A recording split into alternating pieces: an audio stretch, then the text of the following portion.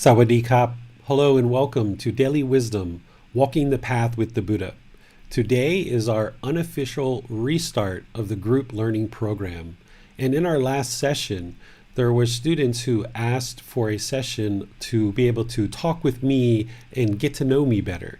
They wanted to ask questions and kind of understand more of my life so that they could then use those lessons to help them in their life and in their progression on the path to enlightenment. So that's what we're going to be doing today. And here shortly, I'll be handing over the session to our moderator, Max, to actually conduct today's session and allow all of you to ask any questions that you like, and I'll provide answers for those.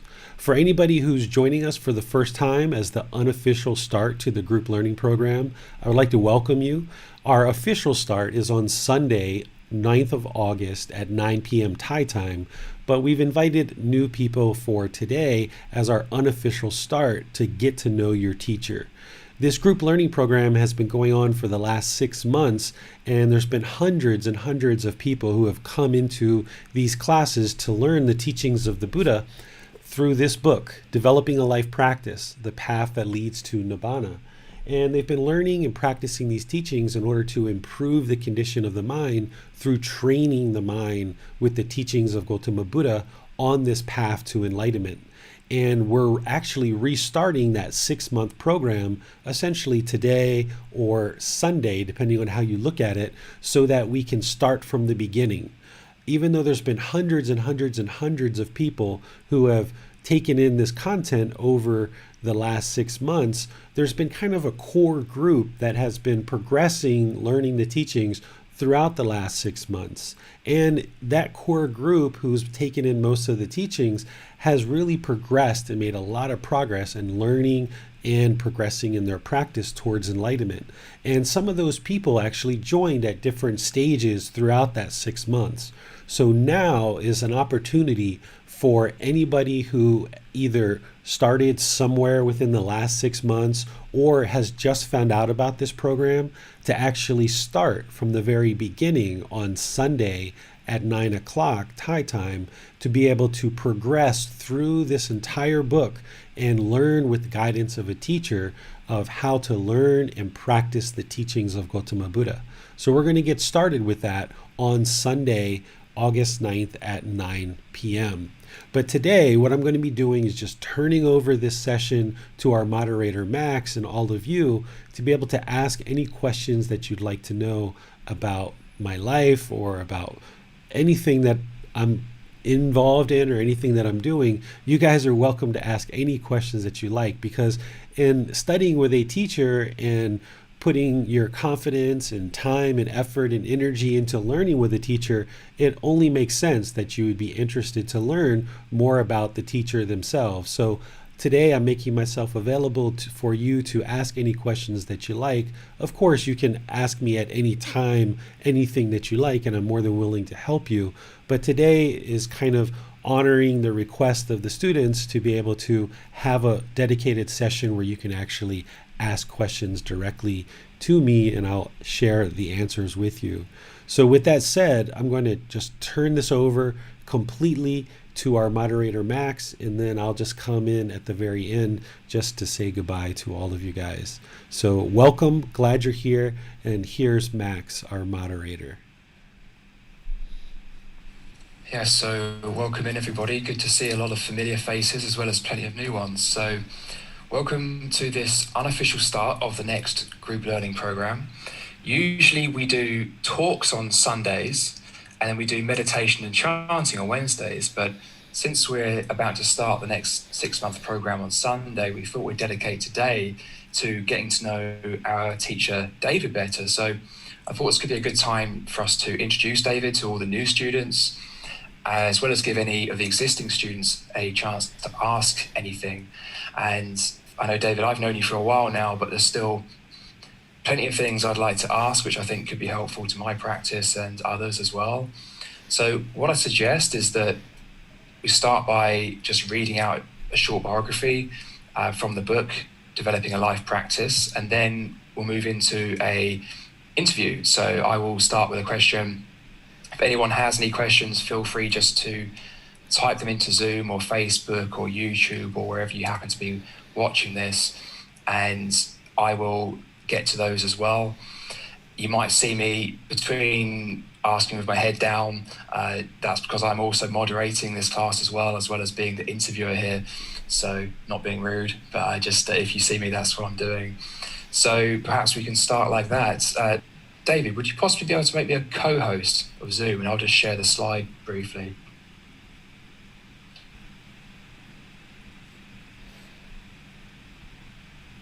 Got it. Thank you very much.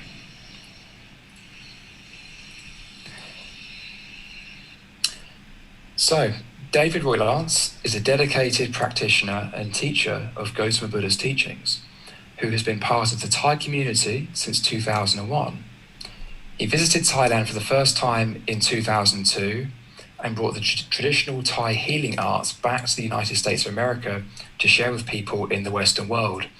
His traditional Thai healing arts centers located in the Washington, D.C. area provided traditional Thai healing arts to clients and educational opportunities to students to explore the Thai healing arts, Thai culture, and the teachings of Gotama Buddha. David is a published author with books on the topics of traditional Thai healing arts and the path that leads to Nibbana. David has taught Gotama Buddha's teachings since 2005 in the United States of America. In 2015, he closed his businesses and relocated to Chiang Mai, Thailand, to be closer to the Thai culture and the Thai community of Buddhist practitioners. David shares Gotama Buddha's teachings with household practitioners and ordained practitioners in Chiang Mai, Thailand, and around the world through courses, retreats, and special events providing guidance to help people attain enlightenment, a peaceful, calm, serene, and content mind with joy. Okay, David, so perhaps I'll take the liberty of starting here. I'm interested to know, David, what was your childhood like? My childhood was quite dark, actually. It was quite difficult. When I was born, I was actually born to a single mom, essentially. I was born in 1974 in Washington, D.C., and my father and mother had split up just prior to my birth. And my father had wrongly assumed that my mother was cheating on him. And he thought that I wasn't his baby. And I had a sister prior to me who was about 2.5 years older than me. And while my mom was pregnant with me, my dad was leaving with another woman. And he actually ended up punching my mom in the stomach while I was pregnant. And luckily, I survived. And when I was born, I didn't have a father. And my earliest memory was when I was 4 years old. And I was living in a mobile home. And in Maryland, I was living in a place called Lions Creek, which has, I'd say, a couple hundred mobile homes. And if there's anything you know about mobile home parks, is these tend to be people who are less wealthy. They don't really have as much money. So I grew up, very, very poor. My mother was on government assistance. She was taking food stamps. She was working for the U.S. government and also living on food stamps, trying to support my sister and myself. And as I was growing up, it was quite tough because I didn't have a fatherly figure. And around 4 or 5 years old, I had a stepfather who came into the picture and started to live with us. And as we grew up, around about 8 years old, around 6 or 8, we ended up moving to a new development that was a townhouse. So my mom had kind of worked her way up with making a little bit of money and having a stepfather in the home. He provided a little bit of money, so we were able to move to a little bit more substantial house, which we call a townhouse. And I moved to Waldorf, Maryland, which is in Charles County. And there I grew up and was doing okay, but in our household it was very hostile, very aggressive, lots of anger. There was verbal abuse, there was physical abuse, there was sexual abuse that was happening in our home. And it was hard as a child growing up in that, because what I learned is hostility, aggression, anger, all of these things. And by the time I was about 12 years old, I started having a lot of trouble containing all of this, and I started having a lot of behavioral issues. And they were actually going on earlier, but they didn't really kind of culminate until I was about 12 years old. Earlier in my life, I was taking this hostility and aggression, and I was a bully for kind of between fourth and fifth grade and sixth grade. I kind of turned into a bully and started bullying people and treating people very hostile and very aggressive. And by seventh grade, again, all of this mental and physical and sexual abuse in our home really started culminating into a lot of difficulties in my life.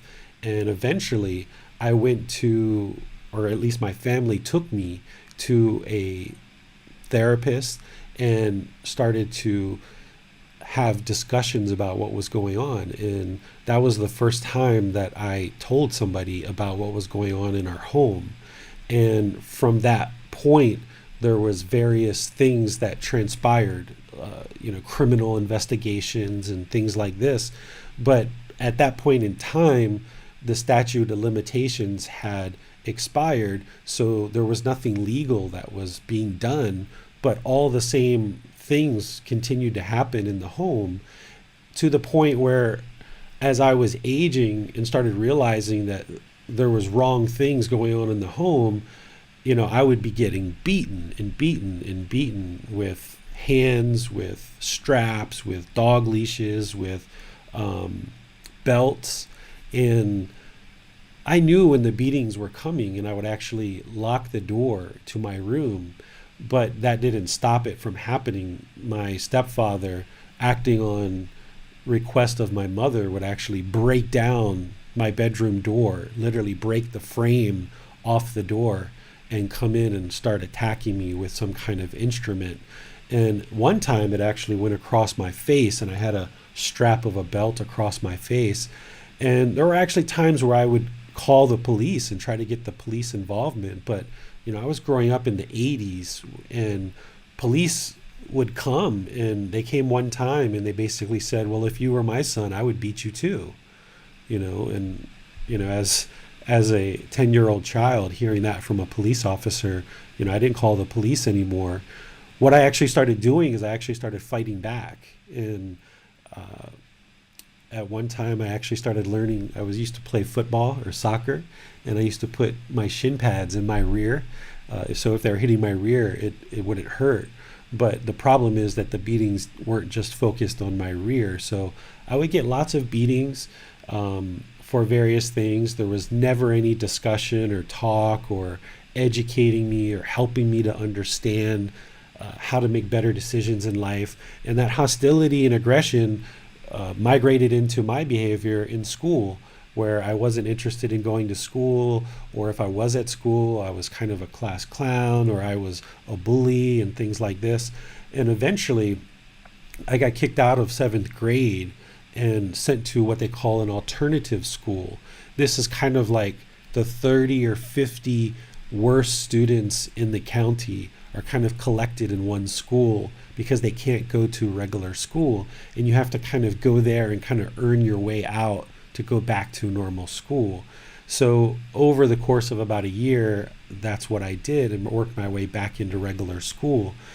And I never had things that I could actually use for myself. So my family wasn't really buying me the things that I needed, just very basic stuff. If there was anything that I needed or wanted, I needed to provide it for myself. So at the age of 12, I started my first job delivering newspapers.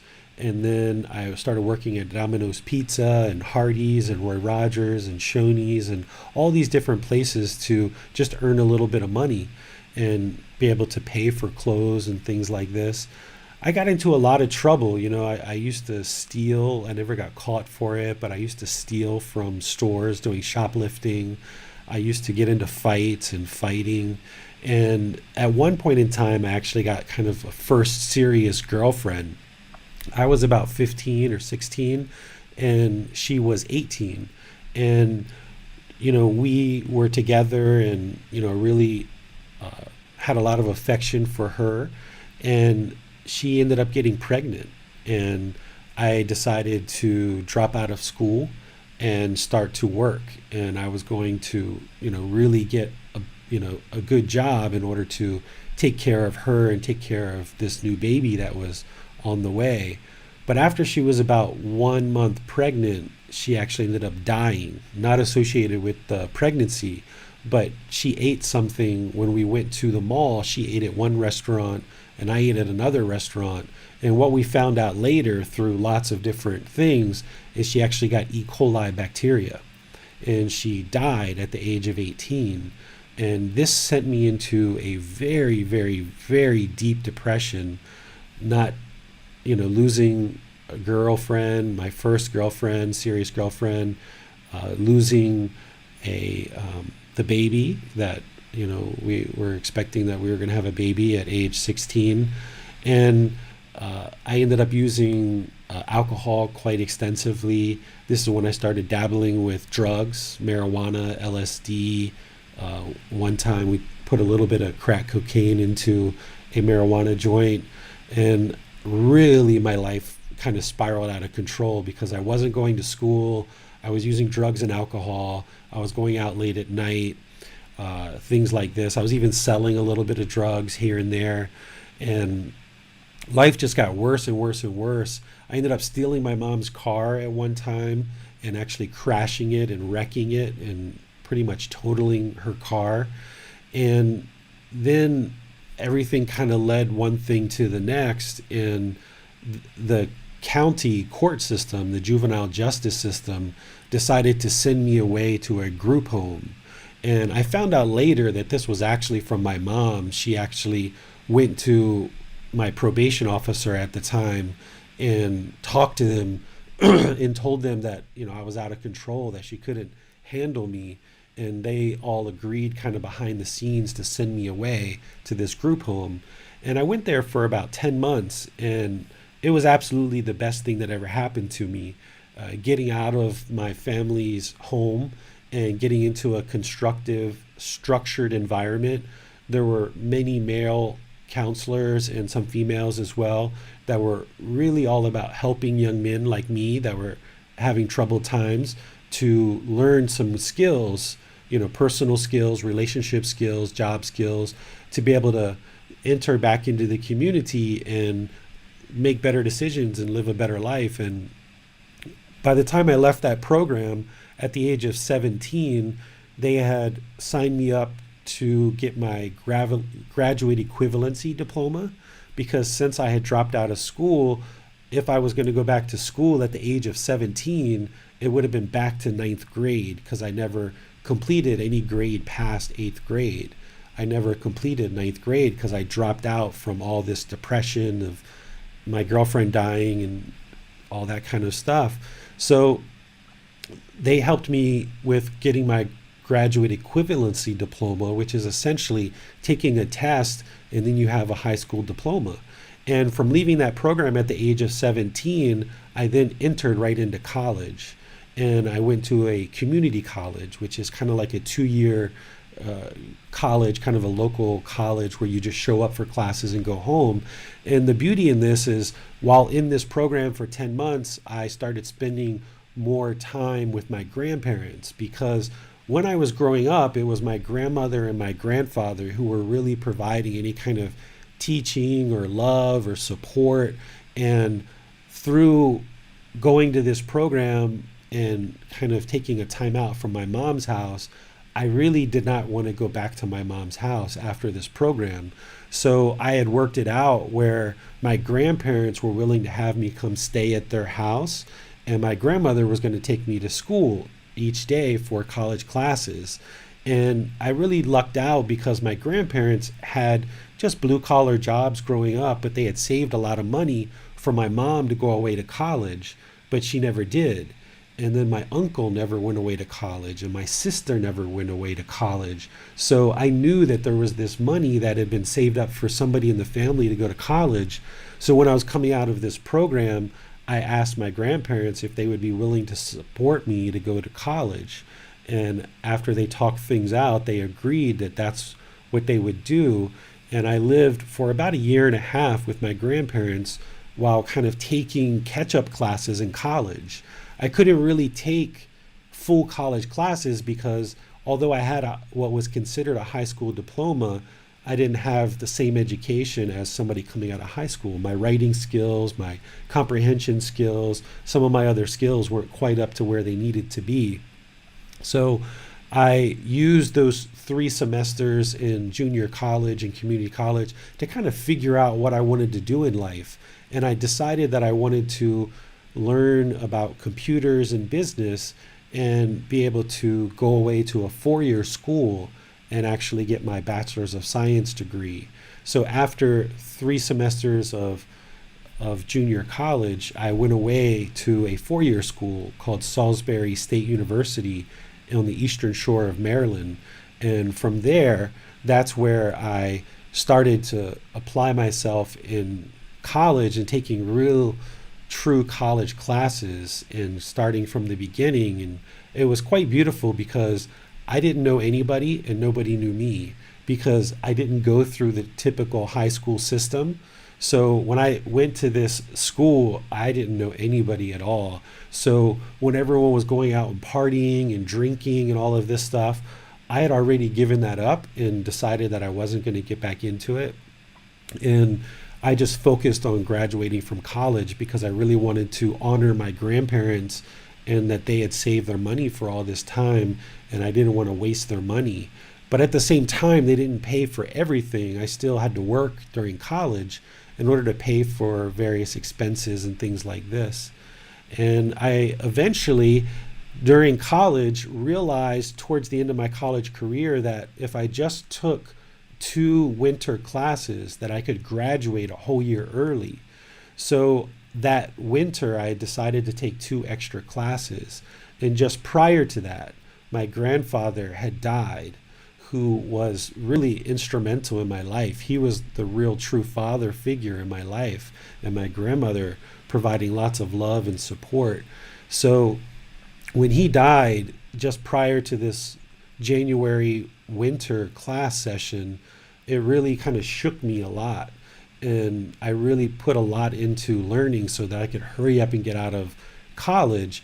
And it was in that January session of 2016 where I started experiencing symptoms that people called bipolar disorder, where I didn't sleep for like a whole week or two, and my mind started becoming very delusional and had hallucinations and became somewhat paranoid.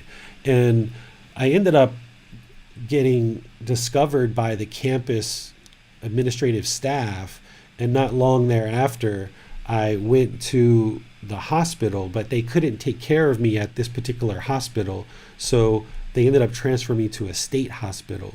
And then I got discharged and was told to kind of take the semester off. But I wasn't interested in doing that, so I came right back to school. And within 2 weeks time frame, the mind had gotten right back to where it was, having hallucinations and delusions. And the campus police came and arrested me. Not arrested me for any crime, but they took me in handcuffs to the mental hospital, where I was put down in 5-point restraints. I was put into a straitjacket.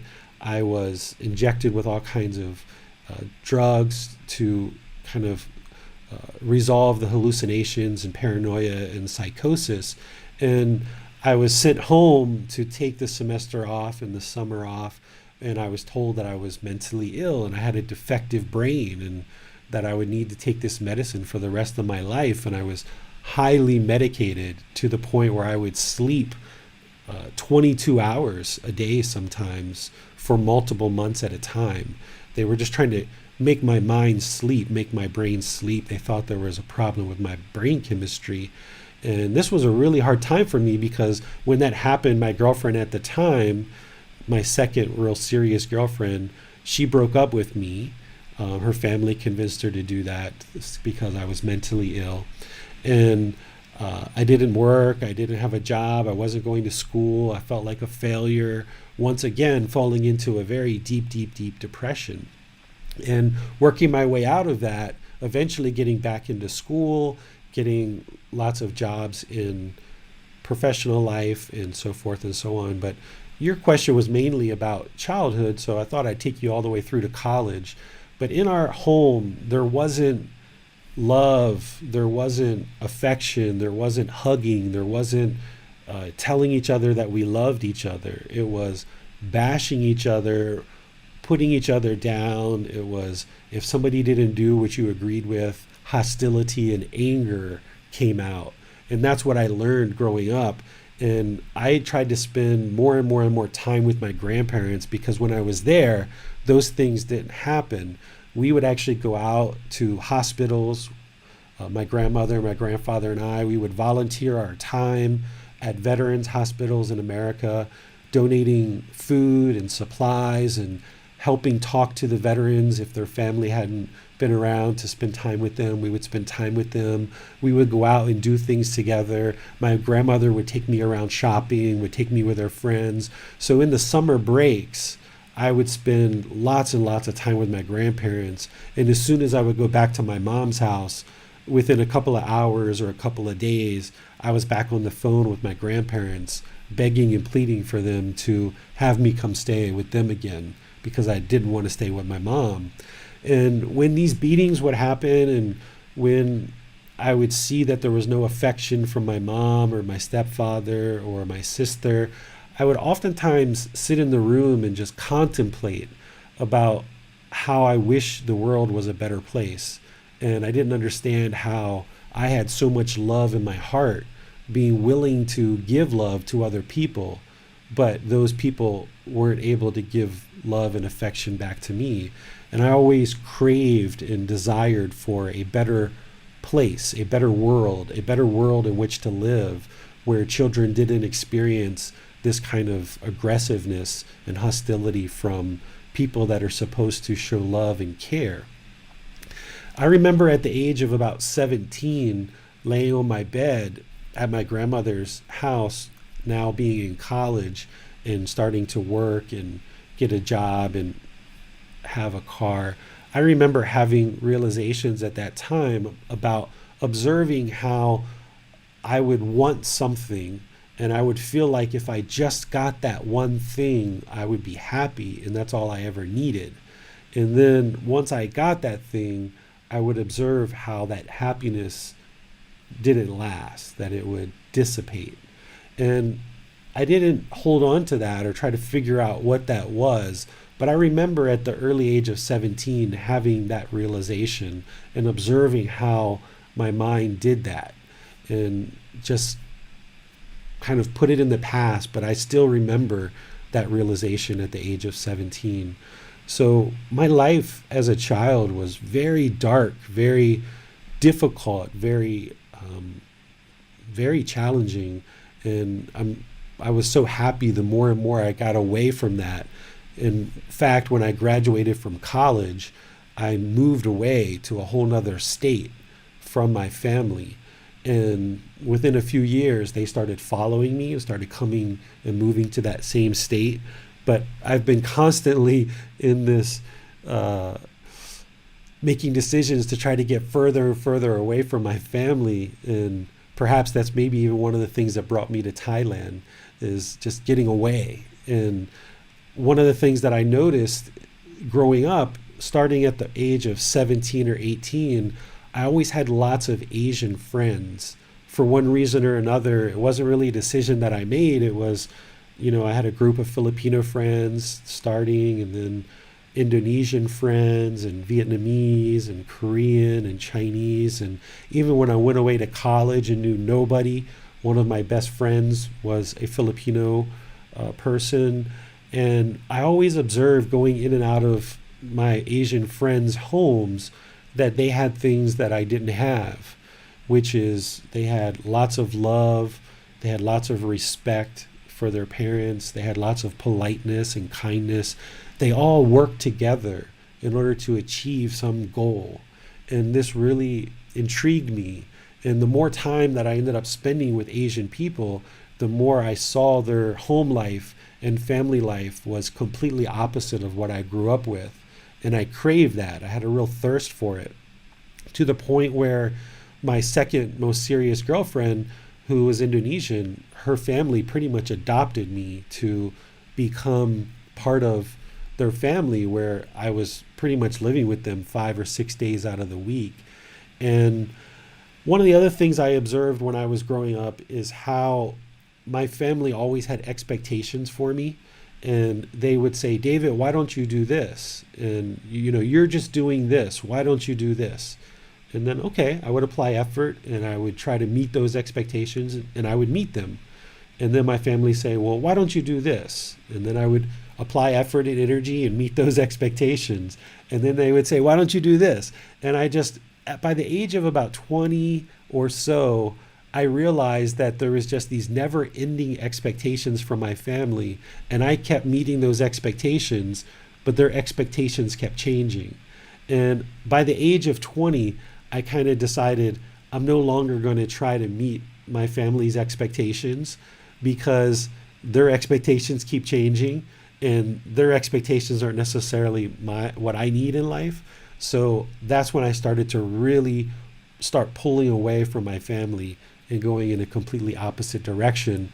And the more and more that I did that, while still maintaining love and compassion for my family, but the more and more I became my own person and making my own decisions, not trying to fulfill others' expectations, the more peaceful I became, the more content I became, the more settled, the more stable that I became. But I was still dealing with this so-called mental illness and taking medicine from the age of about 21 all the way up until I was 44 years old, when I finally got rid of it altogether.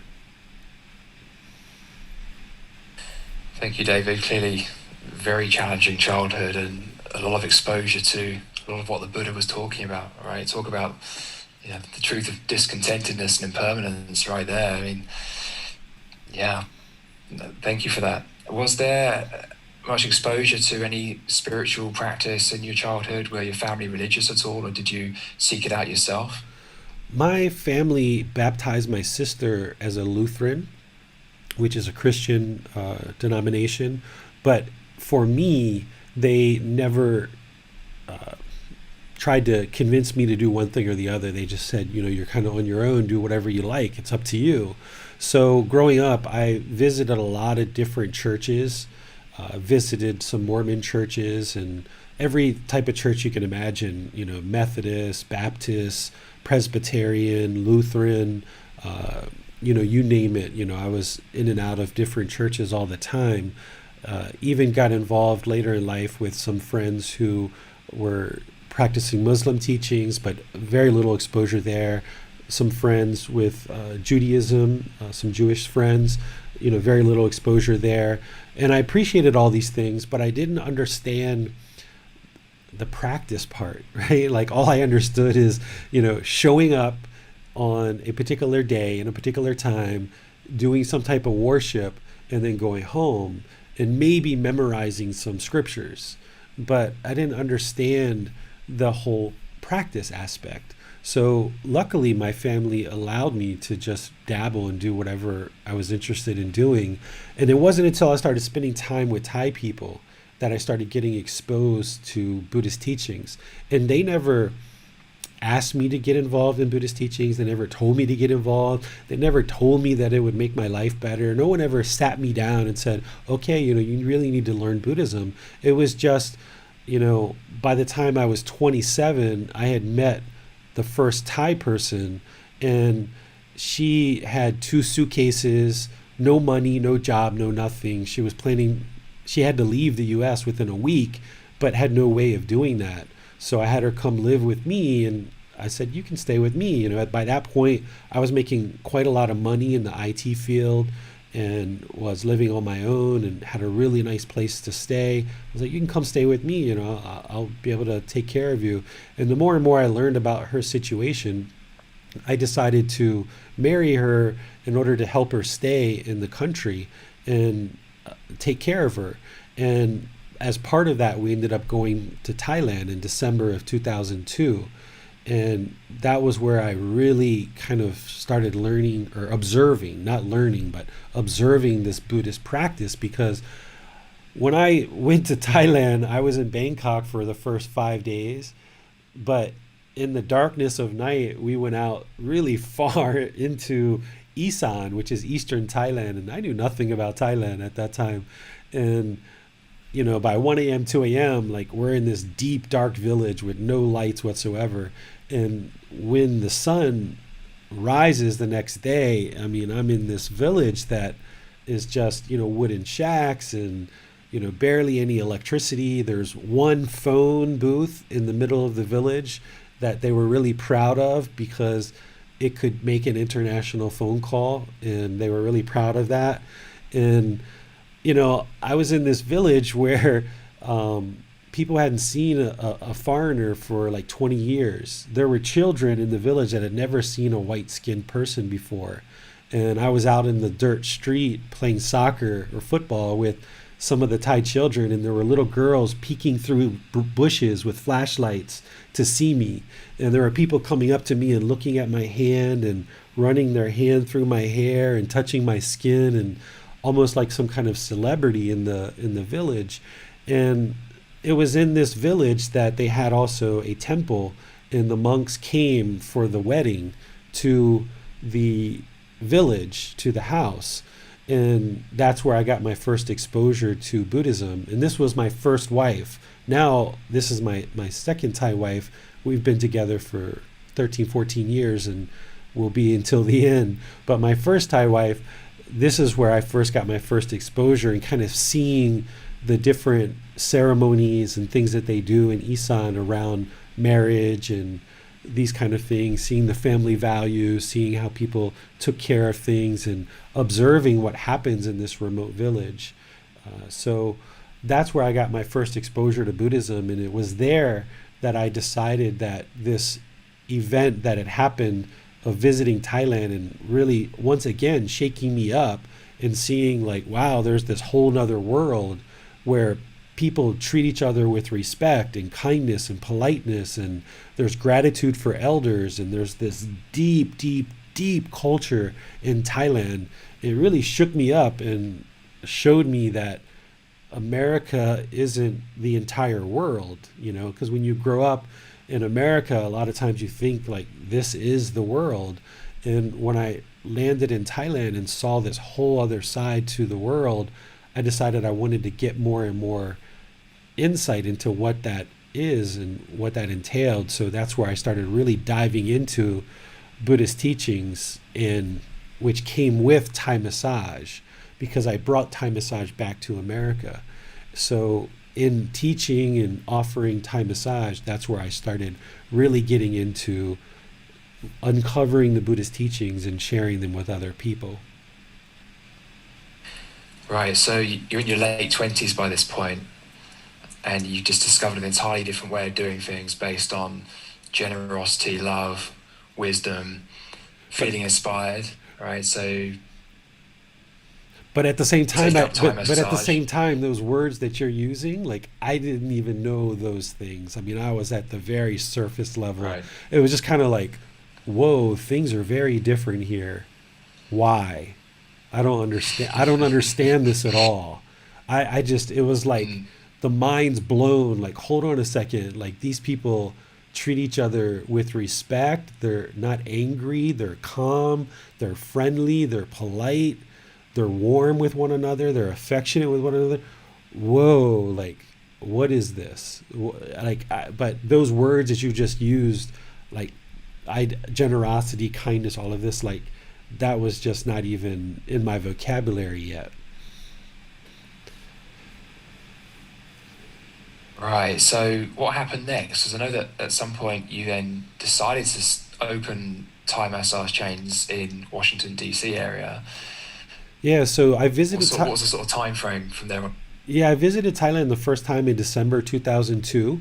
So when I came back, I came back to my IT career 2003, and I decided to start training in Thai massage and learning Thai massage. And there happened to be somebody who had just come back from living in Thailand for 5 years who lived about 2 hours from me. So I connected up with him and started learning some Thai massage through his formal classes. And I started then doing Thai massage on the side. It's just kind of like a hobby to help people in the living room of my condo at the time.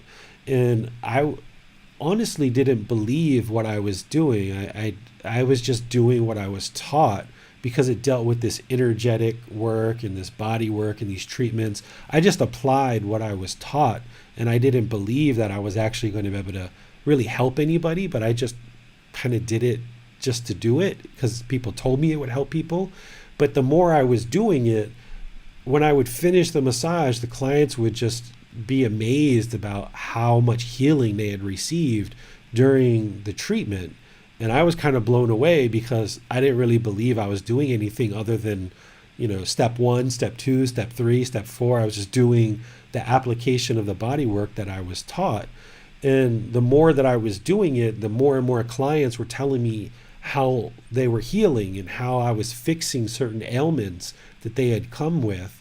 And then more and more people started asking me to teach it. And they were like, hey, like, you're the only one around here that knows this. So I'd only been doing it for 6 months, but I was the only person doing it.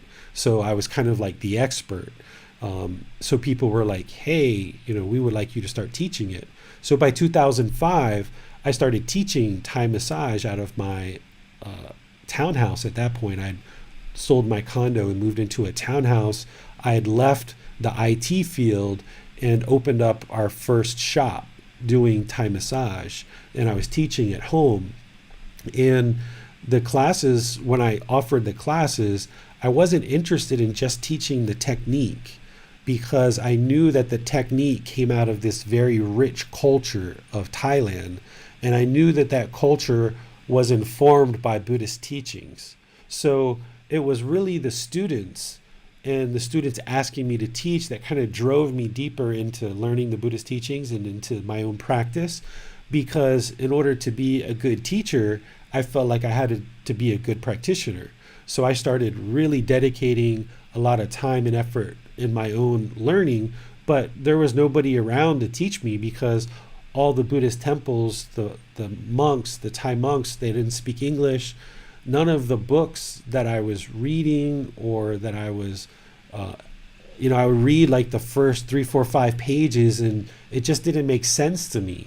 So I just a book like yay thick with like 400 pages, I would read the first 3, 4, 5 pages and I was like, this doesn't even make sense to me. And I would just put it to the side. And I just learned through being around Thai people. And I would just observe what was going on and how they were interacting with each other. And I would observe what was happening between the Thai people and the monks. And I would just kind of, through observation, just kind of observing what was going on.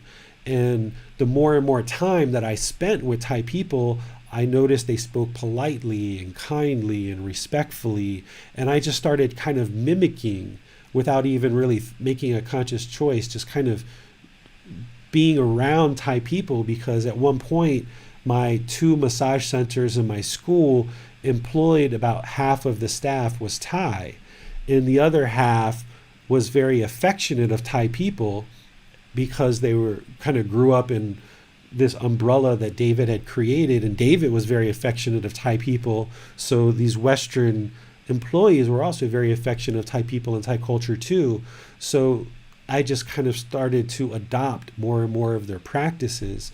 And I was spending more and more time in Thailand because by that point I had divorced my first wife and met my current wife in 2007.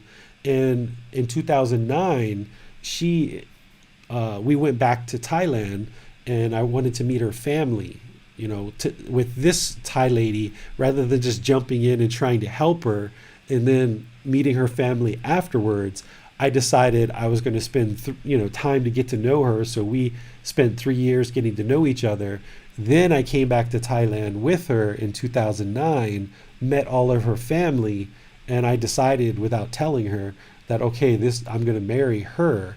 But then I went back to America because I had these businesses, and she couldn't get back to America because by that point the economy had crashed and they had stopped giving work visas to Thai people to come to America, because that's how I was able to spend time with her in America. So she stayed in Thailand for 2 years and started studying traditional Thai medicine as a doctor, Thai medicine, Thai midwifery, Thai massage, and pharmacist, because she was already into Thai medicine and Thai massage at the age of 9. So later she decides to take on a doctoral program in these studies. So for 2 years while she was here in Thailand by herself, I was coming 3, 4, 5 times a year, spending a month going back, spending 3 weeks going back, spending 2 weeks going back. But over the course of a year, it was about 3 months of the year I was in Thailand. So over that 2-year period, there was this intensive time of me spending time in Thailand around Thai people, doing lots of Thai things. And my wife is from Chiang Mai. Her and her family, they're also from Eastern Thailand and Isan as well. So I was spending a lot of time in Chiang Mai. And when she came back in 2011 to America, we pretty much decided that our time was limited in America, that, it was only a matter of a certain period of time and we were going to move back to Thailand. So that's what happened in 2015. Is between 2011 and 2015, I was growing the business and helping it become more and more successful, trying to put it into the hands of other people.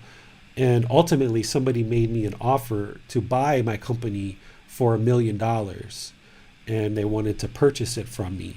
But my interest was to give it to the employees, because I was interested in seeing it continue with people who really had a heart and an interest to maintain the culture of the Thai way, not necessarily an investor. So I turned down the $1 million offer, even though I've never had $1 million in my bank ever. I turned it down and just started kind of slowly closing the businesses, and ultimately moved to Thailand in 2015. At what point, David, did you start deeply practicing Gotama Buddha's teachings and also teaching them to other people? So while I was in America from 2005 until 2015, I was always sharing some form of Gotama Buddha's teachings without really understanding what his teachings truly were, because nobody had ever provided me any training or any teaching. I was just spending a lot of time around Thai people and a lot of time around Thai monks. So I understood the kindness and politeness and a lot of the other things. So when I was holding classes from 2005 to 2015, I started bringing in more and more Buddhist teachings that I just absorbed through observation of Thai people. But I never understood that there was a path to enlightenment. Never during the time of 2005 to 2015, I would have never told you that there's a path to enlightenment. I would have never told you that I was on a path to enlightenment. I would have never told you that the Buddhist teachings lead to enlightenment. I would have had nothing to share about that, because I just was unaware of that entirely. I knew that there was something called enlightenment, but I didn't know what it was or anything about it. When I came here in 2015, I actually ended up leaving my wife and my son in America, and they were going to come about 3 or 4 weeks after me to Thailand. And I kind of went off on my own. Like, I just needed to be by myself. And I just went off on my own for the better part of about 3 years. And everything that I'd known about Thailand up until 2015 was nothing but goodness and wholesomeness. And, I was kind of sheltered by my wife to a certain extent because, I was always around her. I was always with her.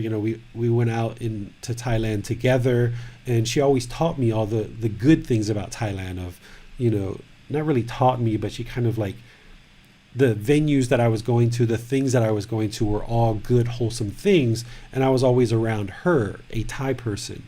But now in 2015, when I went out on my own, I actually opened a company in Thailand as a private investigator at one point in 2015 and started getting into investigating tourists and Thai people for various investigations that people would hire us to do. And it wasn't until then, from 2015 to 2017, that I started observing the dark side of Thailand and some of the unwholesome things. Because my mind, in terms of Thailand, was, everything in Thailand's wonderful. I didn't understand the dark side of Thailand. But in this 3-year period by myself, I started seeing more and more and more and more and more and more of the darkness. And it wasn't until in 2017, October, I decided to come back and stay with my wife and son. And from 2017, I started just staying with myself. Even though I was living in my wife's house, I just stayed in my own room, did my own things. And in August of 2018, basically 2 years ago, there was a situation where I had this big flash of energy that went from my feet all the way up to my head and exploded out through my head and left me in this feeling of complete and utter bliss. And I felt at that moment that I actually had attained enlightenment. It's like a light bulb went off. I was like, whoa, I just attained enlightenment. But I didn't know what enlightenment was at that time. I had no idea what it was. But for some reason, I just had felt like I had attained enlightenment. And that's when I got up off of my bed. I was dizzy. I went downstairs. I opened the front door to my house. A butterfly came into the house and came right up to me on the sofa, almost to the tip of my nose, and then left out of my house. And I went to follow it, and I looked outside, and it had disappeared. And I came back to my computer, and there was a post on Facebook that said, "Don't follow the butterfly." And I was like, whoa. And then I went upstairs to tell my wife, and she was naked and getting ready to take a shower. And immediately, like, I couldn't look at her naked. For some reason, it was just like, whoa. Like, I didn't even want to look at a naked woman at that point. And she has a tattoo of a butterfly on her hip. And I was like, don't follow the butterfly. Stop following your wife. You need to be your own person. And I just looked at her and I smiled. I didn't even tell her what happened. She was like, what are you doing here? Like, because I just kind of like walked into her room and she was getting ready to take a shower. She was naked. I was like, nothing. And I just closed the door and I walked away. And from that particular moment, there was many miracles that were happening. And my mind, from that flash of energy that went out through my head, left my mind very, very discontent and confused. For about a week or two, I had felt like I had attained enlightenment. And everywhere I was walking and going, I felt very blissful. I felt lots of joy. I felt lots of calmness and peacefulness. But slowly that started to degrade and started to dissipate. And I realized that my mind was highly discontent. And that's when I started to pursue studying these teachings from the Buddha. And I got into the direct translations of Gotama Buddha's teachings and really dove into learning these teachings of Gotama Buddha. And what I noticed is the more that I was learning and practicing these teachings, the mind started becoming more stable, more calm, more peaceful, more serene, more joyful, and all of this anger and hostility and aggressiveness and frustration and irritation and guilt and shame and resentment and jealousy and boredom and loneliness, all of it started to dissipate to the point where anger wasn't even coming up anymore. Frustration wasn't even coming up anymore. There was no discontent feelings whatsoever. But what was confusing for me is as I was learning these teachings, the words that I was reading, it was like as if I already knew them, like I already knew them from as I was reading them. And I would read the Buddhist teachings and I was like, I already know that. Like, that's interesting. Or it was him describing what I was experiencing in myself. And then what I was noticing is the words and the language that people had translated his teachings to wasn't accurate. So I started getting on the internet and looking at some of the Western monks that were teaching, and their words weren't accurate either. They were using words like suffering to describe what to eliminate. They were using words like happiness of what to attain. They were using words like things that are good attachments or good cravings. And I was hearing these different discourses and I was like, they're not teaching it correctly. Or in some situations, these monks weren't able to describe what enlightenment was. Their students were asking them, what is enlightenment? And they weren't able to give a clear description of that. Or they were asking them, what is suffering or what is dukkha? And they weren't able to explain it clearly. But I was noticing that I could. I was like, I know the answer to that question. And that's when I started to write this book, Developing a Life Practice, The Path That Leads to Nibbana, because I realized that the things that I needed to share and needed to help other people learn weren't available to the common public. They weren't available in internet YouTube videos. They weren't available in writings on the internet. They weren't available in Facebook groups. Even the books that were from a highly reliable source of the Buddhist teachings and known to be the most direct and clear translations of the Buddha, even they weren't 100% accurate to what I was experiencing in this path to enlightenment. And that's when I said, I need to clear this up and I need to write it down and I need to start sharing these teachings with other people so that they can understand this experience that I've experienced on my own. And that's when I started in 2000, at the end of 2018, I started to share the first edition of this book, which was maybe about 5 or 6 chapters at that time. And then by the time you rolled around, Max, in March or May of 2019, I was on edition 3 with maybe like 12 or 13 chapters. And then I started adding more and more. And as the mind started to become more and more aware of the teachings, the chapters started being added. And as various students started coming into the Facebook group that I host and asking questions, I started seeing these repeated questions being asked, and I had to keep typing out the answers every single time. Or in some of these Facebook groups, I started seeing the same questions being asked all the time, and I had to keep typing out all these answers. And I said, well, it would be much easier if I just put it in the book, because if people are asking these questions, they must be common questions that people want to know. And like one of the questions you asked that was asked 20 times before you was, how do you love? What's love like in a relationship practicing the Buddhist teachings? So rather than keep saying these things over and keep typing them in Facebook groups over and over, I just decided to write them in the book, because then I could just copy and paste the answers from the book into the actual Facebook groups or into our Facebook group or into a private message and things like this. And so it was really kind of like the end of 2018 that I decided, okay, like let's start teaching and so forth and so on, and teaching on my own. Because October of 2018, I started teaching at some local temples but I realized that, you're still kind of under someone else's umbrella, and you kind of have to do things their way.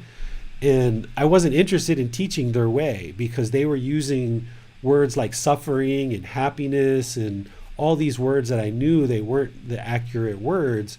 So I started slowly moving towards creating my own environment in which to offer and share the teachings.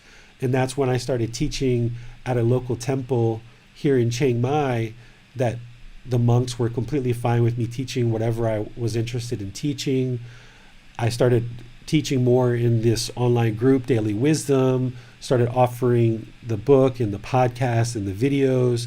I started being invited by monks to travel around Thailand and teach in Thailand and outside of Thailand, although COVID kind of put a break on that. So I started getting invites to teach different places the more people heard me teaching and what I'm actually sharing. And now the students who are learning, they're getting more and more and more benefit because they're seeing the effect of the teachings and actually improving the condition of their mind. And this is how I know that what I'm teaching is going to be helpful, is because it's in the Buddhist teachings. I've got tons and tons of books that have really good translations, but what I've done is I've enhanced the translation to make it based on my personal experience, which is the second thing. Is I know the teachings that I've discovered, they created a peaceful, calm, serene, and content mind with joy in this mind. And then when I share it with students, they get benefits as well. And then I'm occasionally in situations where Thai people will come and ask me, what are you teaching? And I will share it with them. And they say, oh, that's exactly what we're learning in Thai from the Thai masters that we know are enlightened. So yeah, you must be teaching the right stuff because you're teaching exactly what they're teaching, but you're just teaching it in English. We're learning it in Thai. So I confirmed what I'm teaching in 4 different ways.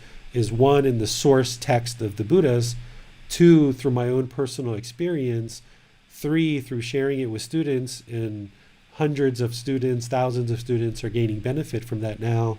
And then 4th, the Thai people that are around enlightened Buddhist monks and Buddhist practitioners are confirming that what I'm sharing is what they know in their community to be the actual teachings of the Buddha. So it sounds like this instance with the butterfly was a pivotal moment, and you're often talking to us about gradual training. And looking back on that now, at the time you thought, oh, this is it, I've really achieved it, I've done something here. But now you all the time you're teaching us this is a gradual process, right? But it sounds like from that moment you started making different decisions. That was certainly a turning point. And so I'm interested to know, were there any other moments of major realization or major breakthroughs that you felt were significant to your practice? The most significant turning point for me was those 3 years being out in society on my own, away from my wife, because that's where I saw how horrible the world really had become, how much misery, how much pain, how much suffering existed in the world. And that's what ultimately drove me to come back to the home that I'm in now. And that's where I started making better and better decisions. And once that big event happened 2 years ago in August of 2018, that's when I realized that there's definitely a higher power. And as my mind started to awaken, I started looking back over the course of my life and all the various decisions that I've made and things that happened in my life that was actually leading me towards the same path, but I wasn't as aware of it as I was at that particular incident, that particular situation. And the mind, like, if I had thought differently, people might have thought that I was having a psychosis or hallucinations or delusions for about a 6, 8, 10-month period, because the mind was so discontent. It wasn't unsimilar to the times in America where I'd experienced psychosis. The only difference this time was I had much more confidence and confirmation that I had what I needed in order to create a stable mind. The reason why I thought that I had attained enlightenment when that initial hit happened, that initial burst of energy, is because I had always been taught that the Buddha sat under a tree and he instantly became enlightened. And I thought at that point, that's how one attains enlightenment. It just instantly happens. So that's why for the first couple of weeks or months, I was under the impression that I had attained enlightenment. But the more that I observed the mind was discontent, I realized that I hadn't attained enlightenment. When I started diving into the Buddhist teachings, and I started seeing where he was describing enlightenment is a gradual progression, then I knew that I hadn't attained enlightenment, and it was just a matter of learning more, practicing more, and figuring it out. And I knew that I had what I needed in order to attain enlightenment. Because as I was doing various things, I would have various experiences, and then I would read about them in the Buddhist teachings afterwards. So I'll give you an example of that. After about a week or two of going around thinking that I had attained enlightenment and realizing that I hadn't, there was a situation where I thought that everyone else in the world had attained enlightenment and I hadn't. I thought I was the last person to attain enlightenment. And I had this overwhelming shamefulness and disgust that I had not attained enlightenment and everyone else in the world had. And I thought I was the last person. And I felt the misery and the guilt and the shame and the disgust of being the last person to attain enlightenment. It wasn't until a couple of months later that I was reading the Buddhist teachings, and he actually taught at one point. He said, don't be the last person to attain enlightenment. He was teaching this, and he explained, what it would be like to be the last person to attain enlightenment. And that's what I experienced. So there were multiple situations where I was having observation of past lives, for example. I would have those observations, and 2 or 3 months later, I would be diving into the books of the teachings, and the Buddha would be explaining what I had experienced 2 or 3 months previous. And this was just happening over and over and over again, where I was having experiences, learning from that, seeing how that made me feel, and then confirming it in the Buddhist teachings that, whoa, like he actually taught that. And then when I would read his teachings, feeling like, wow, like I already knew that. Like I already had experienced that. And this is where I started observing the first human life that I had as a Buddhist monk during the lifetime of Gotama Buddha. I actually observed this very first life that I experienced as a monk during Gotama Buddha's lifetime, which helped me to see that was the reason why I had already understood the Buddhist teachings before actually learning them. When I was in America and I used to teach Thai massage, at one point I had a teacher training program where teachers were learning to become a Thai massage teacher through my teaching, and then they would ultimately go on to become a Thai massage teacher. And I would be teaching them about Thai massage, and I would be teaching them how to share the teachings of Thai massage. The language that I was using to teach them back in 2012, 2013, those kind of years, I later discovered that same language in the Buddhist teachings in 2018 and 2019.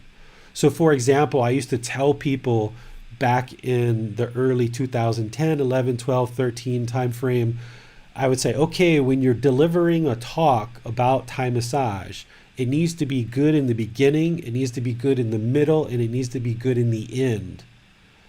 And this was part of the thing that I would always share with my students. And I would be teaching them other things like this. And I was just teaching what I knew at that particular time. But it wasn't until I was diving into the teachings of the Buddha, it was like, whoa, that the Buddha said the exact same thing that I would said. And then, like, for example, in May of 2019, my wife's, actually it was March of 2019, my wife's father died. And I went to her and I said, we should teach the Buddhist teachings at his funeral. That's the absolute best time to teach the Buddhist teachings, is at a funeral. We should get the microphone and teach our family the Buddhist teachings. And she said, no, I don't want to do that. But that's exactly what the Buddha used to do. So I would share things with Thai people, and I would say, we should do it this way, or we should do it that way, or this is the way that I would suggest doing it, or I would teach people. And then I would later find out that that's what the Buddha actually taught as well. So this is how I knew that there was already knowledge on board, already wisdom on board that was kind of untapped, that were the teachings of the Buddha that just hadn't been opened up yet. And the more that I kind of read his teachings, it opened up the mind and uncovered these residual memories that I had of the Buddhist teachings in a very profound way, in the way that I knew that these are the Buddhist teachings. Where before, when I was in America, just saying things that first came to mind, I didn't know that they were the Buddhist teachings because I had never seen the Buddhist teachings. I was just teaching whatever came to mind based on my thoughts at that particular time. So the more that the mind started awakening, the more I tapped into this wisdom and these residual memories from previous lives, and the more I was able to teach and share the teachings with other people to get benefit from them. We have a follow-up from Manal. She says, Teacher David, how did you source the first set of books on the life of Gotama Buddha, or readings of his life and practice, which you first started out with? How did you know these were reliable? You touched on that a bit already. And how did you know what to extract as true? So when my wife was here in Thailand from 2009 to 2011, she started visiting a temple in Bangkok called Wat Na Pat Pong. They also call it Buddha Wajana. Buddha Wajana means the teachings of the Buddha. Okay, the words of the Buddha. So she had known of this temple, and it was really well known for sharing the pure teachings of the Buddha. And during her experience there, I kind of knew that she went to this temple, but I didn't really know anything about it or what it was all about. And when I came back to the house in 2017, in October, she has all kinds of books everywhere. Half of them are about the Buddha, half of them are about Thai medicine and Thai massage. She's got books everywhere. So in 2018, when I had that jolt of energy, and there was multiple miracles that happened after that I haven't ever explained to you guys, I went to her and I said, don't you have some books somewhere about the Buddhist teachings? She said, yeah, I got them a couple of years ago. I knew that you were always going to need them, and I was hoping that you would get to them at some point. And she whips out 13 books, all in English, from Buddha Wajana. And she already has them. She already had them here in the house. And I opened up the first book and I started reading it, and I actually thought that it wasn't very good, and I actually put it down, and I was like, it's no good. I'll figure this out on my own. Well, I wasn't figuring things out as well as I thought I was, and I told my wife, and she was like, well, what happened with those books? And I was like, they're not that accurate. She said, yeah, but you haven't read them all. You've maybe looked at one of them, but you haven't looked at all of them. Maybe you should look at all of them. And I was like, whatever. So then I had this real interest to become a monk, because I thought at that time, that you had to become a monk in order to be enlightened. So I had this craving to be a monk. So I went to this temple in Bangkok that she knows that is really well known for reliable teachings. And that leader of the temple agreed to ordain me as a monk and allow me to live there. And it was a 6-year program. And after being there, my family left and I was by myself, going from making $1 million a year to having multiple houses and bodyguards to Mercedes and motorcycles and trucks and cars and selling all of that stuff.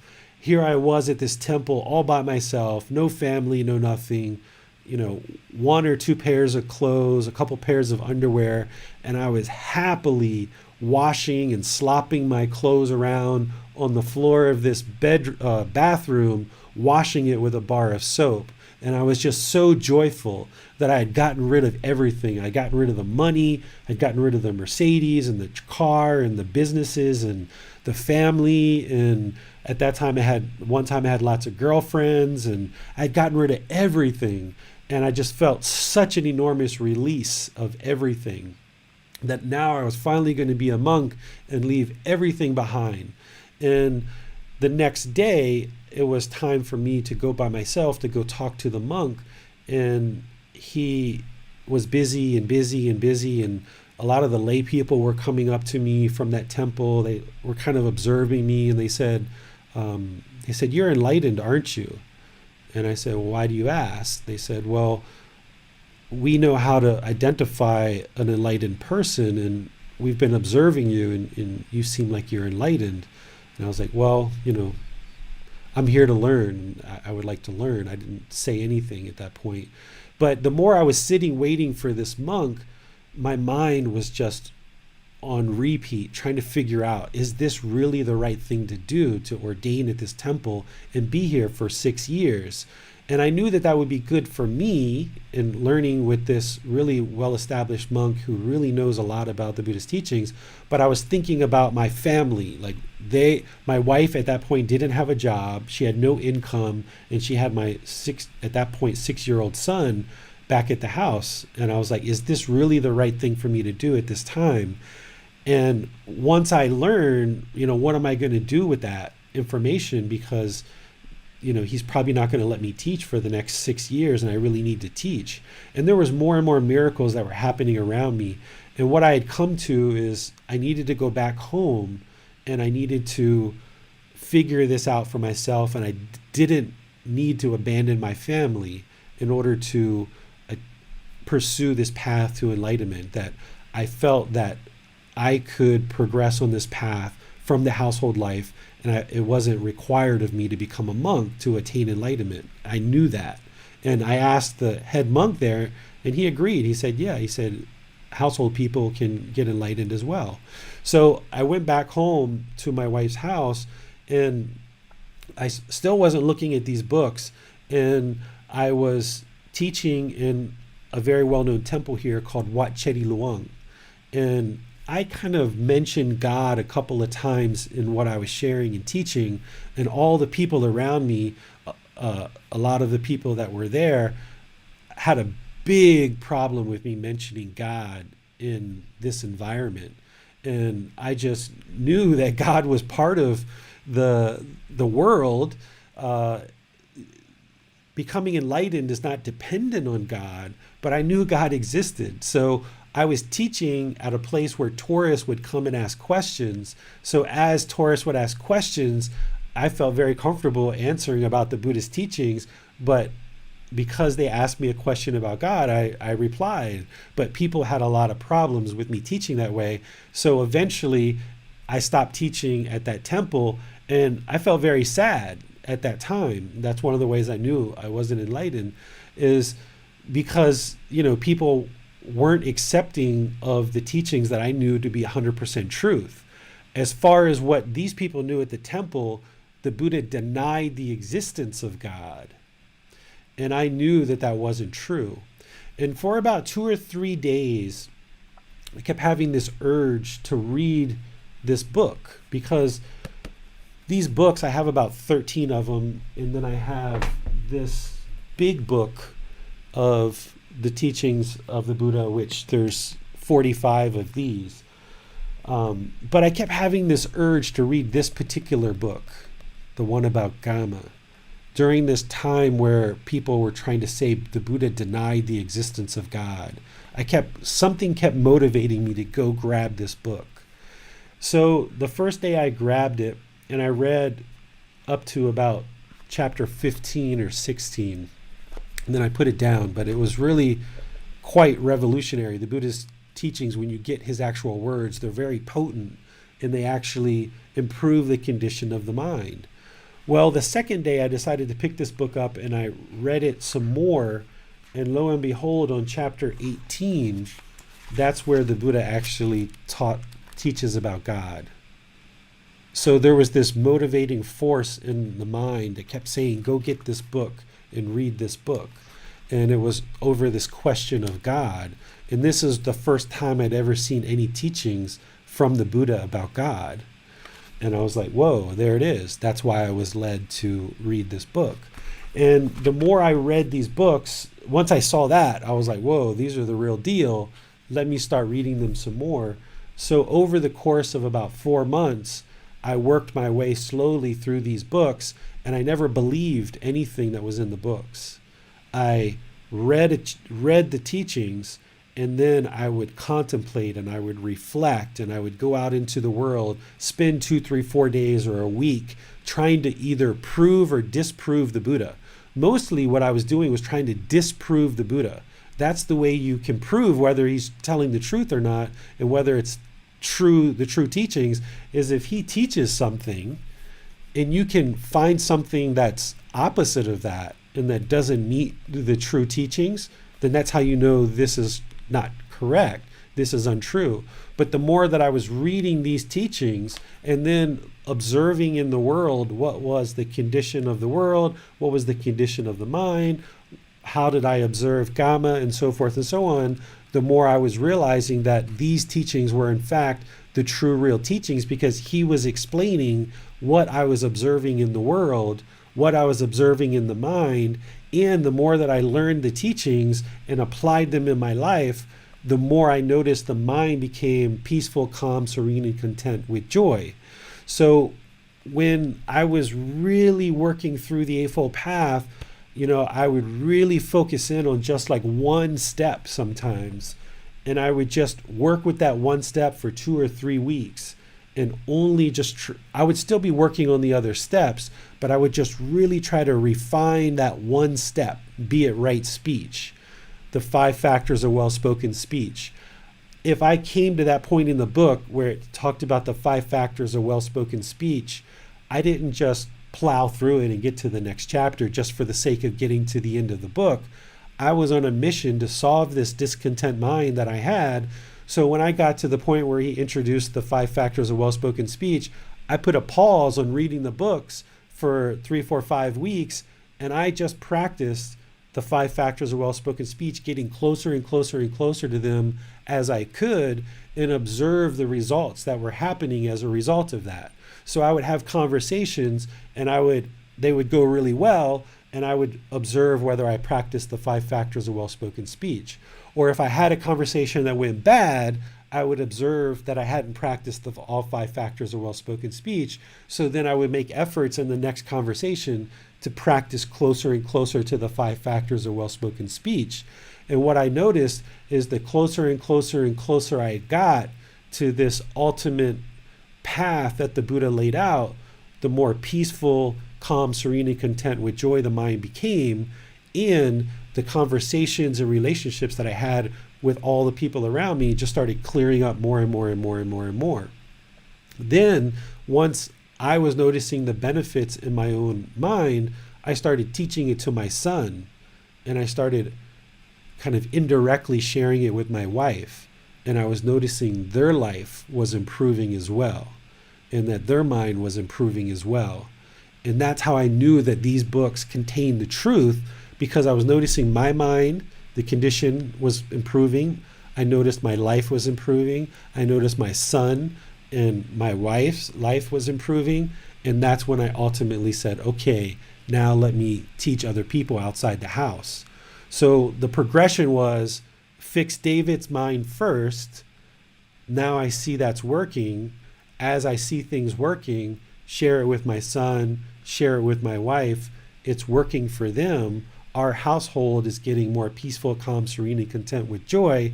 Now that our household is more and more peaceful, now let me expand it out further and start offering classes. And I started offering them here in the city. And that's when your moderator, Max, eventually came through a few months later. And Amina and some other people that are in this group learned with me in Chiang Mai over the last couple of years. And what I'm doing is essentially sharing what I know worked for me. And that's how I know that these particular teachings that I'm sharing are correct. However, they're not 100% correct because they still use the word suffering, they still use the word happiness, they still use some other words that aren't 100% correct, but I would say they're at least 99, maybe 95% accurate in the way that they're depicting the teachings of the Buddha. And the other way that I knew is because when I read them, it was like I already had that experience. So I had the experience and then I read it and it was like, that's what happened to me. I felt like I was the last person to attain enlightenment. I used to use the words teach good in the beginning, middle, and end. He's explaining to me what it means when you have these past lives and what that looks like. So all these experiences that I was having were being described in the book. As I was learning these teachings and implementing them in my life, the mind became more clear, more peaceful, more calm, more focused, and life has just gotten better and better and better. So applying them in practice and then writing it down and putting it into a book, into podcast, into audiobook, into videos. As you guys are learning these, it's improving your life too. So that's how I know that they're absolutely the truth. Do you think ordaining is still an option for you, David, at some point in the future? And also, what do you see as the main advantages as remaining in lay life? I had become aware that there were many people in the Buddhist communities that felt that it's not possible for a layperson to attain enlightenment. And that made me very interested to stay as a layperson because I was interested in helping people to see that it is possible to attain enlightenment as a layperson or as a householder. That was one. But the main motivator of staying as a householder was I know that if I left at that particular time that I had been accepted into the temple to ordain, I knew that my family didn't have what they needed. It wasn't like the Buddha when he left, his family was left in a royal palace. They had plenty of money, plenty of people to take care of them. My family didn't have that. So I knew that I had to go back and help my family. And thank goodness I did, because even now, today, my wife and son still have a problem here or there between themselves. And that's even after a year and a half of 2 years of me sharing the teachings with them and helping them. Had I left them and stayed at that temple for 6 years, they would have been left in discontentedness, without money, without anything. So I needed to come back here in order to help them sustain their life, for my son to get a good education, my wife to be able to live comfortably, and to raise this boy. So I knew I needed to come back for that. I wanted to come back to prove to people that it's possible for a householder to attain enlightenment in the house.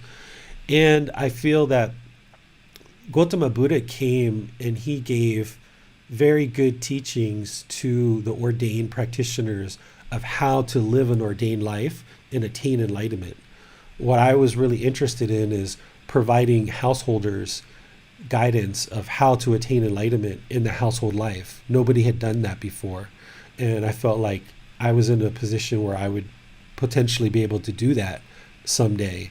And it was up to me to figure this out on my own and then be able to offer those teachings to householders so that they could see that it's 100% possible. And by me staying in a household life, I understand having a child and having a wife and having a house and having cars, all the things that the ordained side doesn't necessarily practice on a daily basis. I'm in a community, I'm amongst other people, I'm on Facebook interacting with people in ways that monks don't. So when you guys ask certain questions, or all the students that are come in the future until I die, by me staying in a household life, I'm experiencing the same life as you, and I can directly apply these teachings to my life and see how they work, and then I can offer that guidance to you. So at this point, there's no need for me to ever become ordained whatsoever. It would actually inhibit me if I did, because in the ordained discipline, there's a lot of requirements of you that preclude you from doing certain things, which would lessen the amount of opportunity that I would have to actually apply these teachings in daily life, which means it would hinder me in being able to offer teachings to a lay community, to a householder community. So by staying as a householder and a teacher at the same time, I'm living the same life as you, and I can relate to all the same experiences that you're having. So therefore, I feel the teachings that I can offer you are much more applicable to your life than if I was to put on a robe and go stay in a temple environment. My experiences wouldn't be the same, so therefore I wouldn't have the same level of wisdom to be able to offer you teachings to help you liberate your mind. I would only have a limited view of life living in a monastery. Now, as you've progressed on this path, David, you talked a bit there about how that's enabled you to help your wife and son. I'm interested to know, what was the reaction of other people around you as your mind developed through this path, and how did you respond to their reactions? So when I first had this big experience where I thought I was enlightened, but I wasn't, I was still immediately aware of a lot of teachings without ever having needed to pick up the books.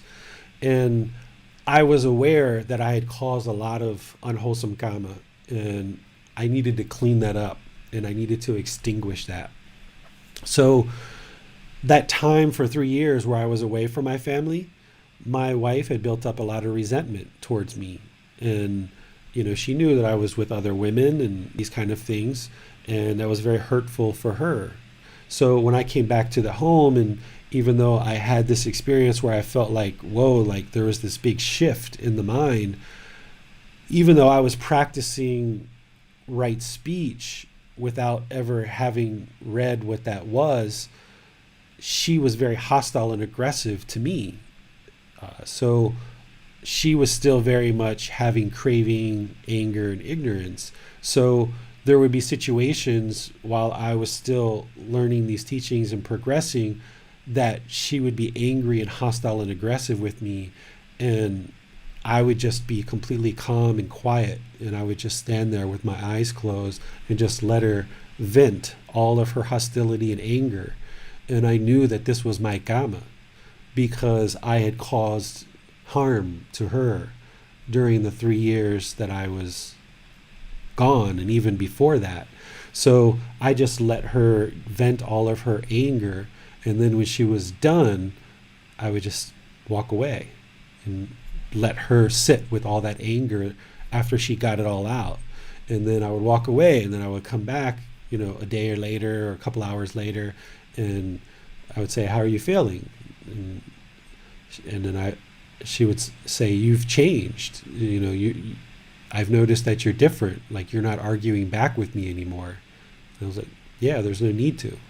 So she started noticing these shifts, and by me changing, she started shifting as well, because she could only yell and argue if there was somebody there to yell and argue with. I wasn't giving her anybody to argue with. So for at least 3 or 4 months, 5 months, 6 months, she was still, maybe even longer, she would still get into fits of yelling or arguing or venting her anger. And I knew it was based on attachment and from things that happened in the past. So I just let her do it, and then I would just say nothing. And then she could see at the end that it was her that was angry. It wasn't me. And over time, she slowly started realizing that she's the one who's angry, and she has to work that out. And I would kind of indirectly provide her teachings without her realizing what I was doing. This is like the skillful way of helping somebody to awaken their mind without them realizing what you're doing. This is one of the reasons why it's nice to spend time around a teacher, because we will very skillfully observe something about your mind, and we'll be able to teach you without you even realizing that's what we're doing. So I was able to skillfully share teachings with my wife without her sitting down and learning the Four Noble Truths and the Eightfold Path and all of these things.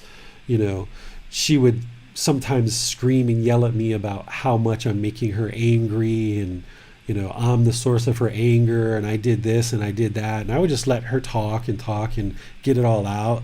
And I would say, okay, so I'm the one who's making you angry. She's like, yeah, you're making me. But I haven't said anything. How could I be the one making you angry? You're just angry by yourself. And then sometimes she would get angry, like, get out of here. Like, you know so much about the Buddha now. Like, get away from me. So I would just leave.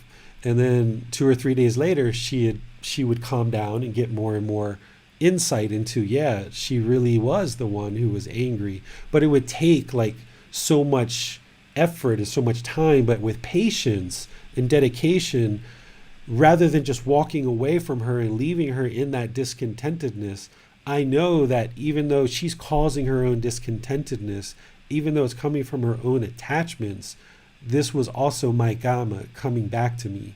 And I felt an obligation to clear that up and clean that up and not just leave her on her own. So I selectively found ways to help her get better and better, to the extent that about 6 months ago, when I was doing this at one point, after having done it for about a year or so, she looked at me and she said, you're training my mind, aren't you? And I just said nothing. I just stayed quiet. I just pretended like I didn't even hear what she said. And then she just went on.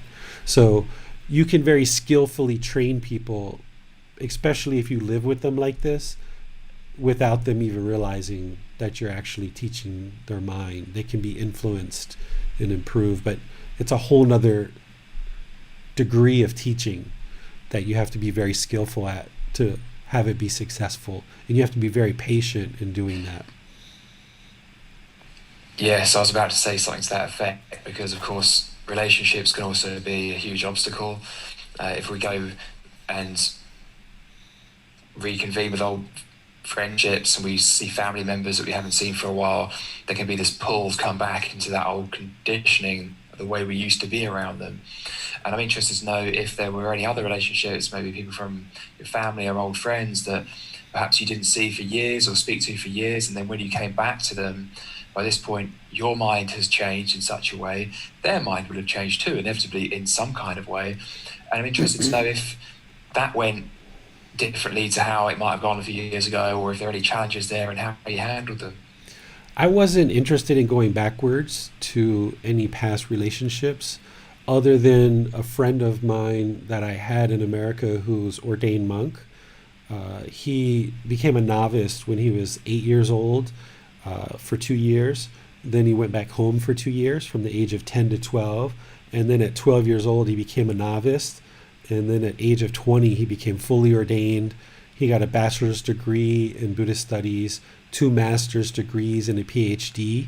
He's now 54, 55 years old. He's the president of Wat Thai DC in Washington, DC.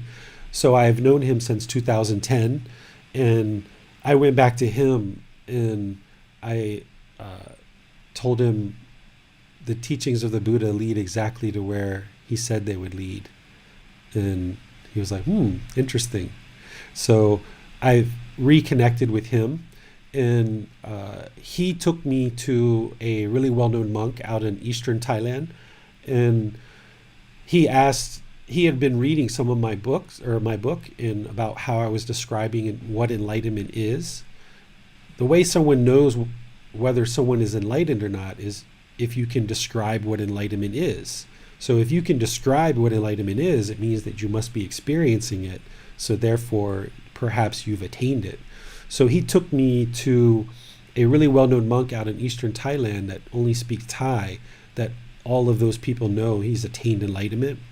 And he sat me down and he asked that monk to describe what enlightenment is. And that monk described it in Thai to him. And then he looked at me and he said, he describes enlightenment the same way you describe enlightenment. And he said, at this point, this is where we would typically consider someone to be enlightened, when they can describe what enlightenment is. And I just said, okay. And then later on, he asked me, he said, what did you think about visiting this monk. And I said, oh, it was interesting. It was nice. I appreciate you taking me to see him. And he said, is that all? He said, what did you think about what he said about enlightenment? And I said, well, it's nice to confirm what I already know.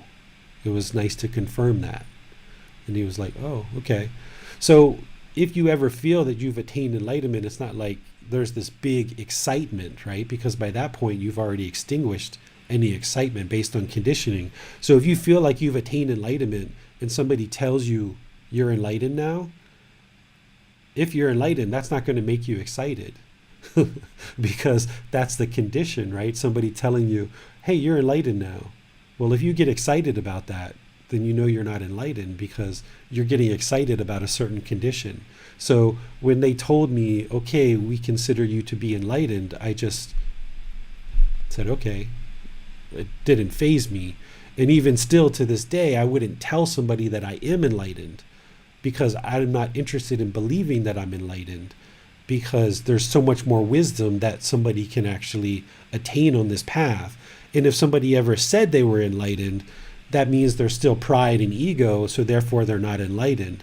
So this one particular friend that I went back to, he didn't change because he's pretty much enlightened himself, but he started observing qualities that he considered to be enlightened in me, and that's why he chose to take me to this temple to kind of see if my description of enlightenment matched to a really well-known person who the community feels has attained enlightenment. And other than that, I haven't gone back to anybody because it doesn't make sense to go backwards in personal and professional relationships. I often describe life as a bow tie. Like you start out with all these friends in childhood and early adulthood, and you've got all these relationships. And as you get closer and closer and closer to enlightenment, those relationships are going to start to peel away because you're going to start getting into more and more wholesome things, and you're going to kind of bring your life down to a very limited few people who you probably feel comfortable to be around. And the more enlightened your mind becomes, that's what's going to probably happen. You're going to leave those relationships behind. And then you're going to start meeting more and more people who are into wholesome things. And that's where your other side of the bow tie is going to start expanding, where now you're going to have more and more friends, but they're going to be in wholesome things. They're not going to be interested in attachment. They're not going to be interested in craving anger and ignorance, because you're now building out the other side of your bow tie.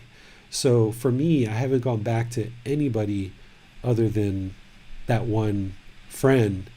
And I knew that he was already pretty close to enlightenment because I asked him when I was in America, after knowing him for about 3 or 4 years, I asked him one time, are you enlightened?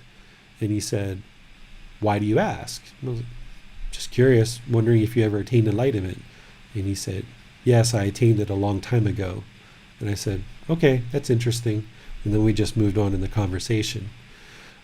But that's what he said to me back in about 2013. So that's why I knew I could go back to him.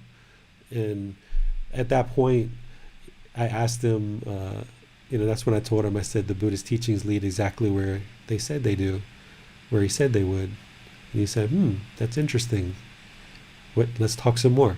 Good stuff. Well, speaking of attachment, David, what were some of the most difficult attachments for you to eliminate? Well, you guys will have to decide if this has actually been eliminated or not, but I feel like the ego is very, very difficult to eliminate. The ego is very, very, very difficult to eliminate. Attachment to sex, that was a very difficult one for me. But it was my personal choice. Nobody asked me to do it. Nobody forced me to do it. It was time for me to do it, and I chose to do it. But that was very difficult.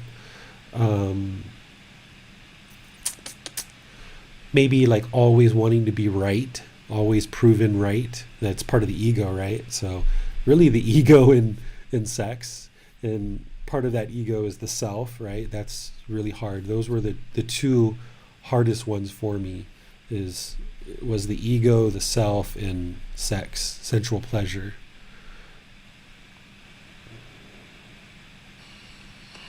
course, it's always going to be different for different people, and at some point we're all going to have to go through eliminating all attachment to self, to sense desires, to anything we crave, the self, eliminate all anger.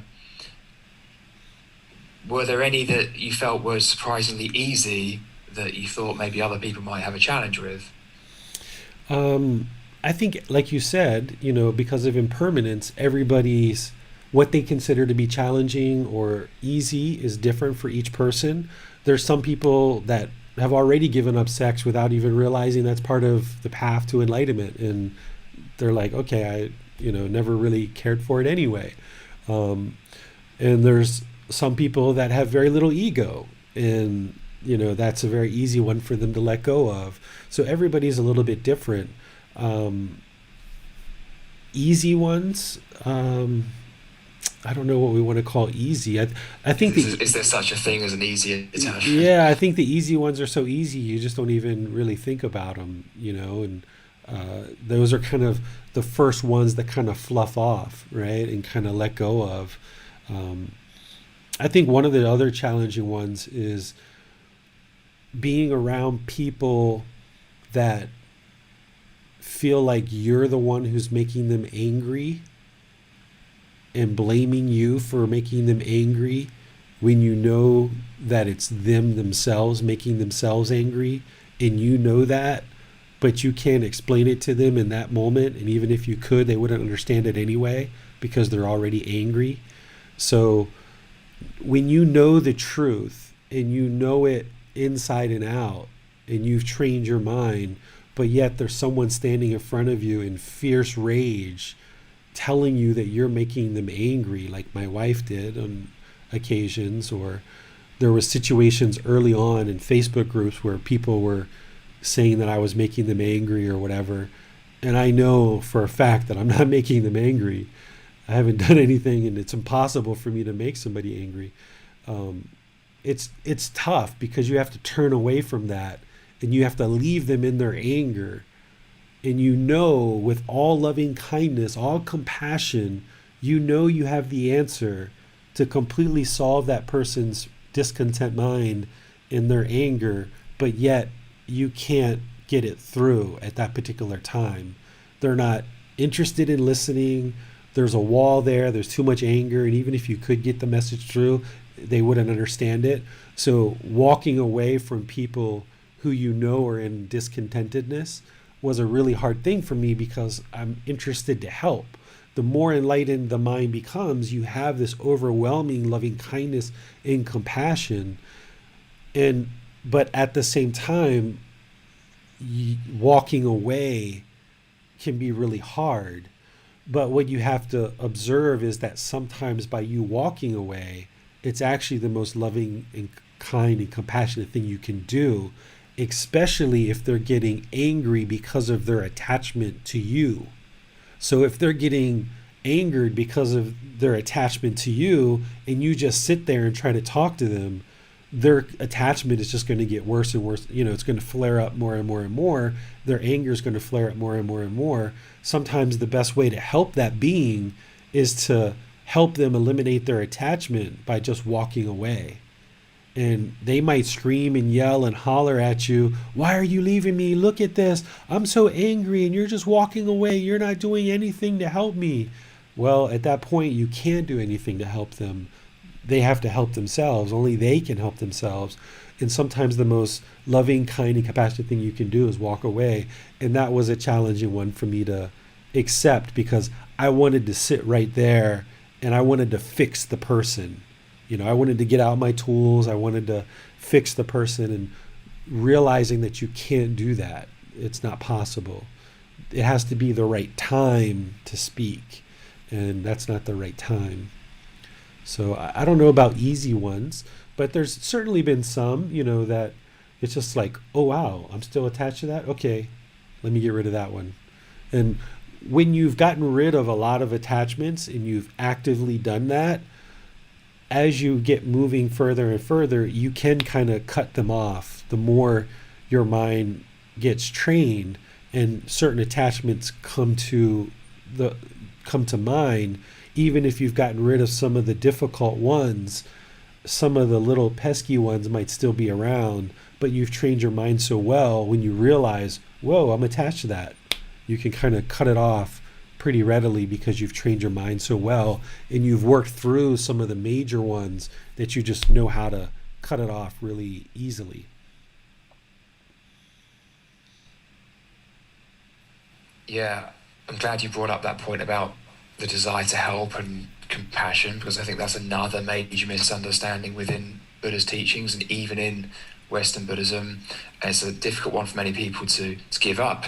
It's understanding there's a fine line between compassion and a longing to help someone, but actually they are two very different things. And sometimes not giving in to that craving to help when you can't help and it's not the right time is actually the most compassionate thing one can do. And so I think you've covered here a couple of the major misconceptions that people have had recently about Buddha's teachings. You mentioned earlier about attachment, and it's not about finding happiness and eliminating suffering at all. It's about eliminating the discontent mind, including the longing for pleasant feelings. So yeah, I think that's a really key point for a lot of people to hear. I'd like to switch gears slightly and ask about your meditation practice. How has your meditation practice evolved, and what were some of the biggest challenges you've encountered in meditation? So when I first started meditating in America, it was based on the Thai massage training and teaching the Thai massage practitioners to meditate. But I really didn't know how to meditate at that time because no one had ever taught me how to meditate. And I was just doing what I kind of thought was right. Like just, all right, everybody close your eyes and I'm going to chant and just meditate. Like I didn't even really tell people what to do. We just kind of sat around and did something and everybody just kind of did whatever they thought they were going to do. So I thought I was meditating for 3 years, 5 years, but never during that time would I've told you that I was on a path to enlightenment. I was just really doing it because I was the boss, I was the teacher, I was supposed to know how to meditate because all these other students who were coming to me were into yoga, they were into massage, they were into meditation and spirituality. They actually probably knew more about it than I did, but I knew more about Thai massage and Thai culture and Thai practices than what they did. So they were coming to me. So for that first 3 to 5 years, I was just sitting around and I couldn't even breathe in my nose because I had massive sinus problems from having my nose broken 2 times and 3 different surgeries that I couldn't even breathe through my nose. So I was actually holding meditation classes in America without even really knowing how to meditate. And my wife would have classes, but she knew what she was doing and other people knew more of what they were doing. So for those first 3 to 5 years, it was just me sitting there with my eyes closed, just having constant thoughts and just bombardment of thoughts, almost like hitting a brick wall and not knowing anything what to do whatsoever. And when I left America in 2015 and came to Thailand, I dove into a whole nother world, the dark side of Thailand, and I wasn't meditating at all. I wasn't even thinking about the Buddhist teachings really at that particular time much. And it wasn't until this experience in August of 2018 when that energy hit me, I realized after about 4 to 6 weeks that, wow, I should get a meditation practice going and start meditating. So one of the books that I have is all about what the Buddha taught about meditation. And I started reading it and reading it and reading it and reading all the other books. And I was just doing whatever I thought was right. And then eventually I ran across one of his teachings where he was talking about cutting thoughts. And I was like, wow, that sounds like what I want to do, is cut the thoughts. So in meditation that night, I started working on cutting the thoughts and bringing that wasn't even in his book about meditation. That was in a completely different book. So I was like, that sounds like what I want to do. So I started working on this cutting the thoughts and letting the thoughts go and training the thoughts to be let go by just focusing on the breath. And I noticed the more that I was doing that, the mind became more and more stable. And I was able to experience these long periods in meditation where there was nothing. There was just no thoughts arising, and there was no tendency for the mind to go to the past or go to the future. So I was like, wow, this is the way to do it, because every time I keep doing it this way, the mind keeps getting better and better. So I kept doing it and doing it and doing it. The mind kept getting better and better. And that's when I started teaching students, started helping them. And then that's when Thai people confirmed for me that, yeah, that's what they do too. And I was like, oh, okay, well, I saw it in the Buddhist teachings. It works for me. It's working for the students. It's working. That's what Thai people learn. So that's the truth. It's working for sure. So when I was in America, I focused a lot of time on loving kindness meditation. And that's what I did pretty much all the time, is loving kindness meditation. So that by the time I had gotten to Thailand, I had eradicated pretty much all the hatred, pretty much. But it wasn't until this period of August 2008 until now that I really started implementing a dedicated meditation practice. And I realized that it was that meditation of loving kindness that I was doing in America that I share with you guys that eradicated the vast majority of the hatred, anger, and ill will and resentment. Because I used to hold a lot of resentment from my mom, and that helped me to eliminate that, and my stepdad, and my actual dad too. I held a lot of resentment for them.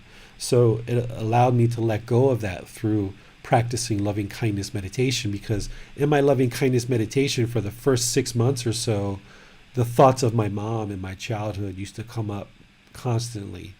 And I used to have to just keep training the mind to let that go and focus on the loving kindness meditation. So now I do all breathing mindfulness meditation. I don't have any even sliver of irritation, annoyance, frustration, hatred, anger, ill will, any of that stuff. So I only ever do loving kindness meditation in classes when I'm teaching students. But I know that that's the one that leads to eradication of hatred, anger, ill will. So that's why I teach it. But now I will meditate in the morning as soon as I wake up, and I will meditate in the evening as well. Those are like my 2 anchor points. And then in the middle of the day, I will oftentimes be teaching classes at different times. So I'll meditate with students during the middle of the day. But no matter what, I'm always meditating by myself. That's my real practice. When I'm meditating in classes, I will meditate and I'm getting some benefit, but it's not the same as when I do it by myself. That's the real practice for me, by myself.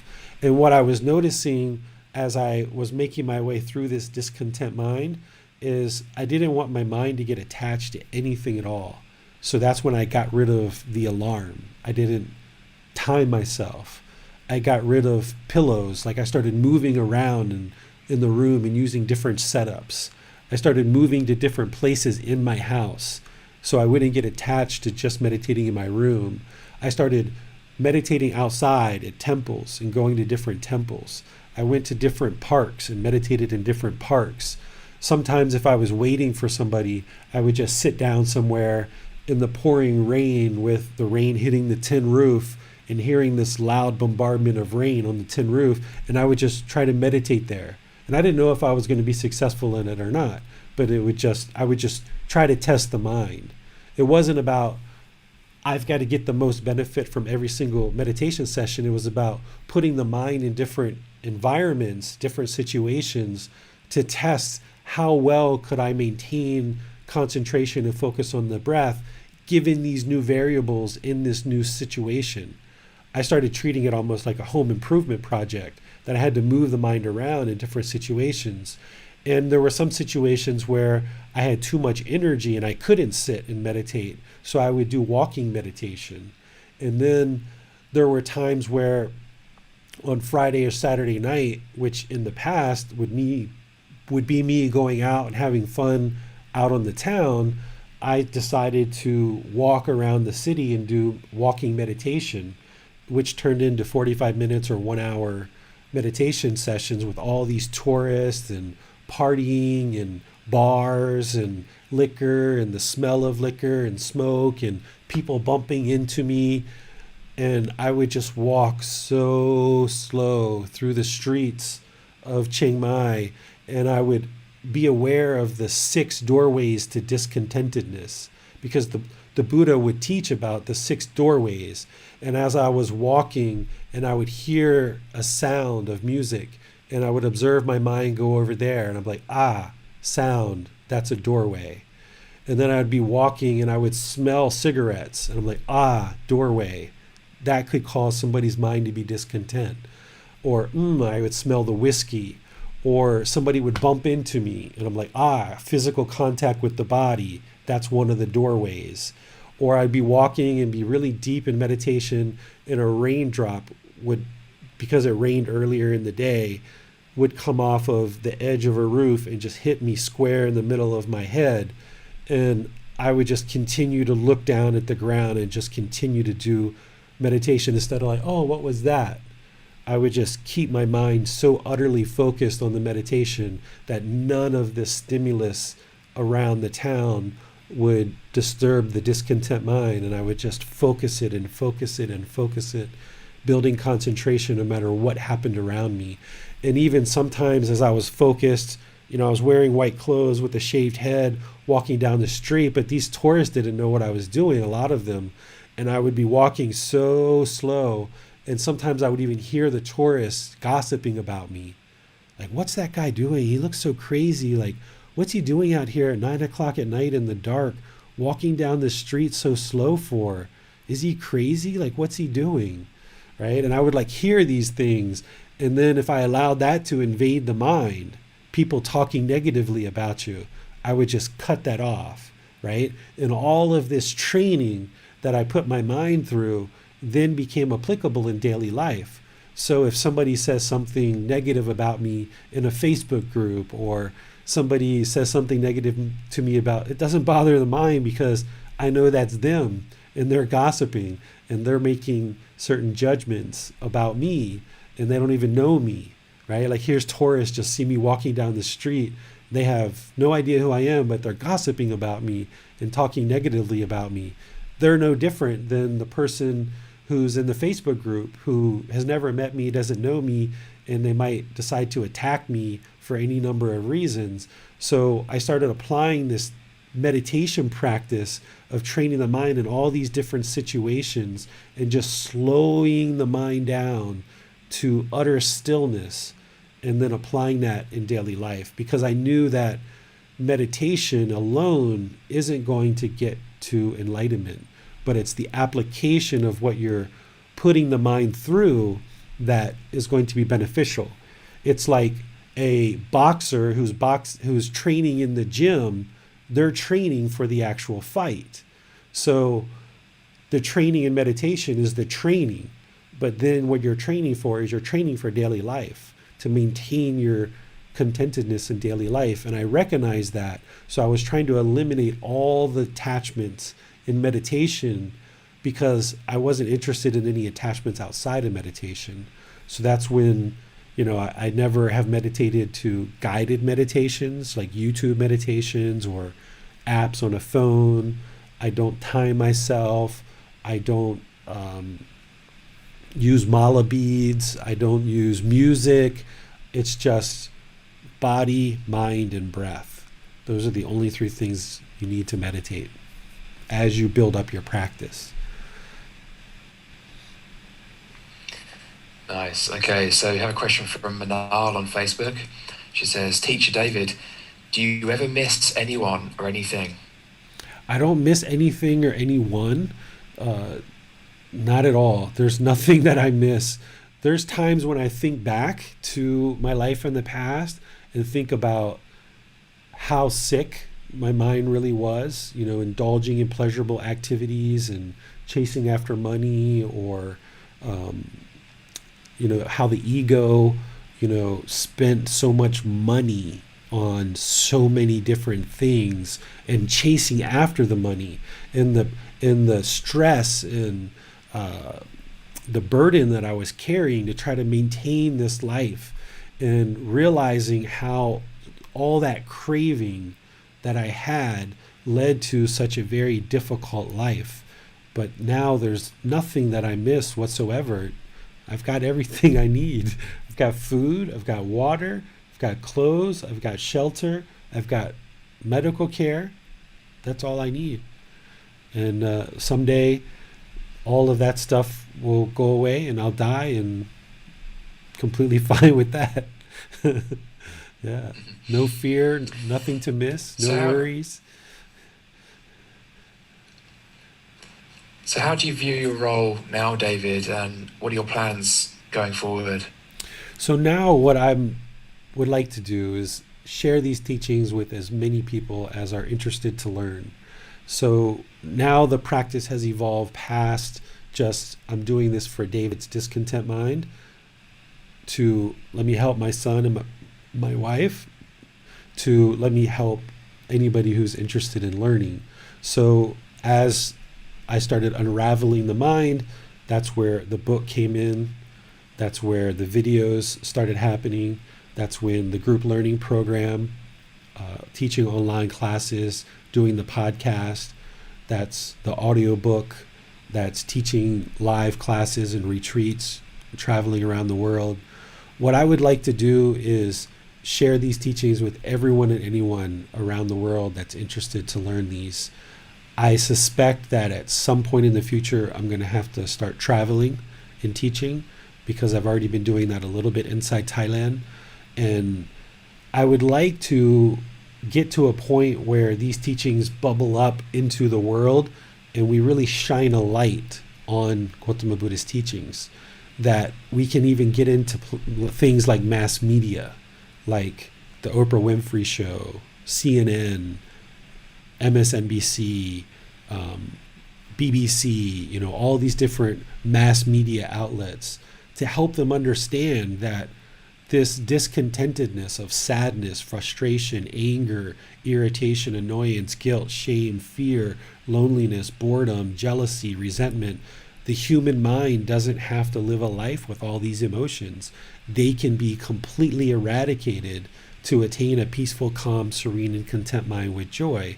But in order to kind of restore these teachings and help the world see the true teachings of the Buddha, we have to start with ourselves and then slowly move out and progress from there. So I'm building out all of these learning resources, the book, the podcast, the online classes, the audio book, the various things, the different in-person classes.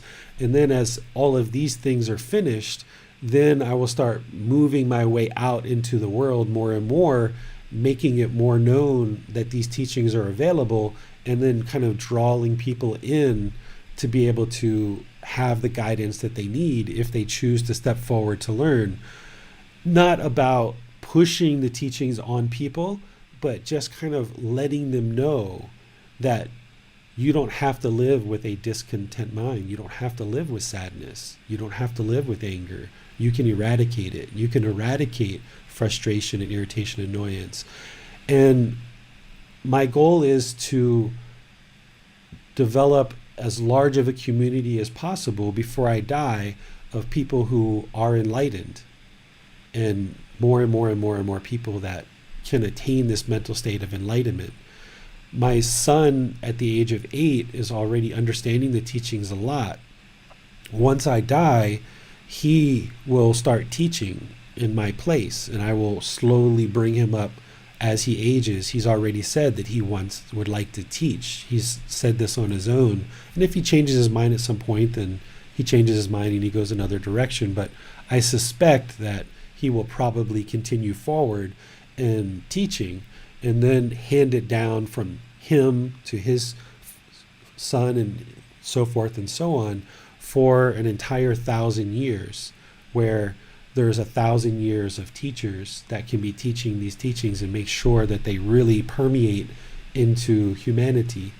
and that we have more and more enlightened people on all continents all around the world, and that you guys are able to then also teach and share the teachings throughout the world. And as more and more people are interested to learn, that people can grow up with these teachings over the next 1,000 years.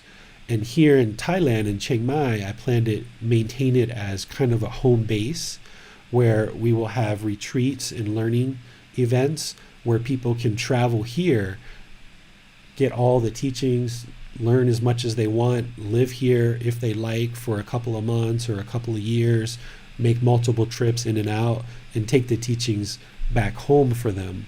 And essentially what I'm doing is laying down the teachings with as many people as would like to learn, become as enlightened as possible, and then leave as many teachers around after I die, my son being one of those, and his son, and so forth and so on. And then Thailand would be kind of like a home base where people would be able to always come and get the teachings and continue to spread these teachings throughout the entire world as people choose to bring them into their life.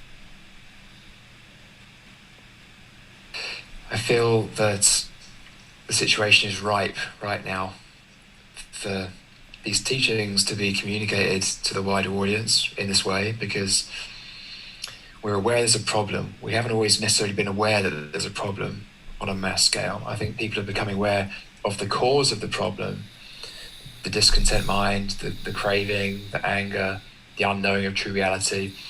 And as evidenced here by the fact that there's people on this call and there's more and more people taking interest in meditation, people are becoming aware that liberation is possible and of the means of attaining that liberation piece by piece. And we maybe get taste of this when we meditate. So yeah, your ideas there really resonate with me, and I can see it unfolding in a very positive way. I would change I think one a thing. major takeaway. I would change. Sorry, I would go change. over One, to you. Yeah. I would change one thing that you say there.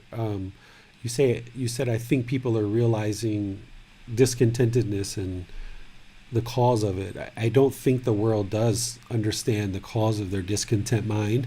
I think the vast majority of people in the world still think that other people make them angry, and it's other people who are the problem.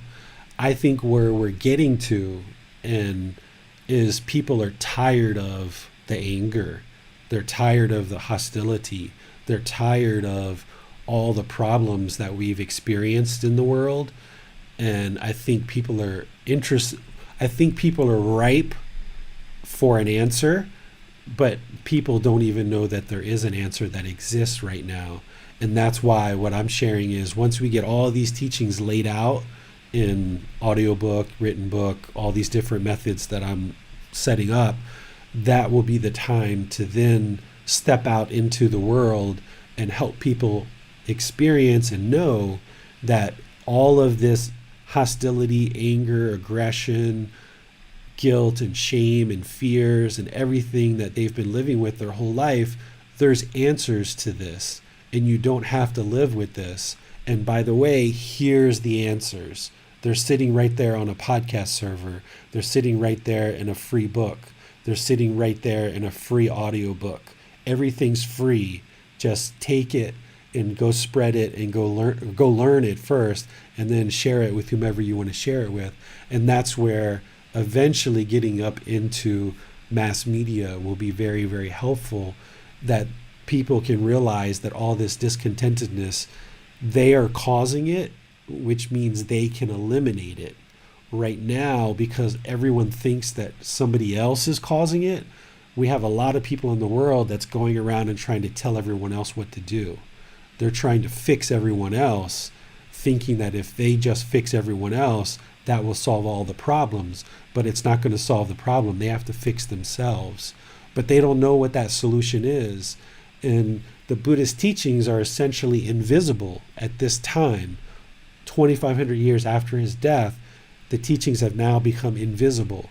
People aren't able to get in touch with them. And even if they are able to get in touch with them in the Buddhist communities, they don't necessarily understand them because they're using this word suffering. They're using this word happiness. They're using some language that doesn't exactly explain what the Buddha truly taught, in my view, in my opinion. So by laying these teachings down in the way that I am, preserving them in a way that they're freely accessible to anyone in the world who would like to access them, now it's just a matter of making people aware that they are causing their own discontent mind and they can solve it. And by the way, here it is, if you're interested. So the Buddha points the way.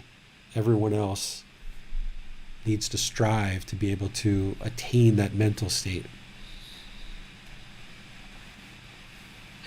Yes, all makes sense. And I feel that we're getting to the point where the results of our decisions based on the craving, the anger, and the ignorance are becoming just undeniable now, to the point where we physically won't be able to kick the can down the road anymore. We're going to have, dangerous levels of inequality potentially, not to mention the climate. I mean, there's a whole list, but I think that's the key here. Is we've had the fun and the hangover is kind of at the door, and the more we push that hangover away, the worse it's going to be when it actually finally takes hold. And at that point, when you've got a hangover, there's no denying it. You know that it hurts, and at that point you go, what was the cause of that? So I hear what you're saying there, and maybe it's right time that we come to understand the cause. I like the hangover analogy. That's a very good Buddhist teaching, Max. Very good. It's a helpful one. I find it useful. Yeah. Well, we have a question from Shital. She asks, how do you handle it when things don't go as planned? Say someone doesn't show up at a planned meeting with you, and maybe you have to wait. Is it that anger just doesn't happen to you, or do you know how to handle your mind in this situation? Also, how do you handle criticism or opposition? If I was in a situation where I was planning to go meet somebody and they didn't show up, anger wouldn't even arise. At this point in my life, I wouldn't feel any frustration, any anger. I would just know that there's some impermanence that happens somewhere, and it doesn't make sense to get angry about it. So I don't have any anger that would even arise in that situation. In previous times in my life, the ego would be like, who are they to leave me here? And I came all the way out here, and don't they know who I am? I'm a big bad businessman, and my time's valuable, and blah, blah, blah, blah, blah, right? Like, that's what would be going through my head in prior times. But now, somebody doesn't show up to a meeting. Okay, no big deal. There must have been something impermanent that happened. And rather than assume negative, I'm just going to assume the positive, that there's been some impermanence that's happened. They're a loving, caring, kind, compassionate person. I'm sure this will get figured out at some point. And I just assume the positive. I always assume the positive. What was the other part, the second half of the question, Max? Second part was, how do you handle criticism or opposition?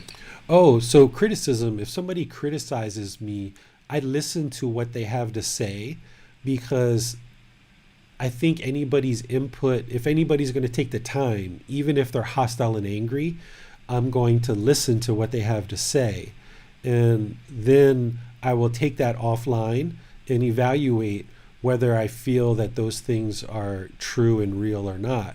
Or perhaps are they just viewing me through their own craving, anger, and ignorance? Because oftentimes what happens is people will project their ego, or they will project their shortcomings onto you, and then they will read it as coming from you, when in reality it's them.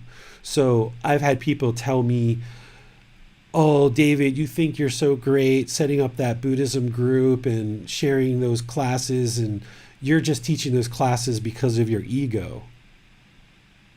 I listen to it, but then when I evaluate it, I'm like, okay, I left $1 million from my company on the table. I walked away from a business that was making $1 million a year. I used to have all of these things. I shut all that down, and now I live a life where I eat very basic food. $1 or $2 a meal, when at other points in my life I could afford a $300 meal. I would go in and out of restaurants oftentimes just for my own meal, spending $300. So this person thinks that they don't know the past. They don't know all the things that I've done in the past to end up where I am now teaching. They're just seeing somebody teach, and in their mind, they have ego, and they think just because somebody's sharing the teachings, they must have ego too. So I'll listen to the criticism.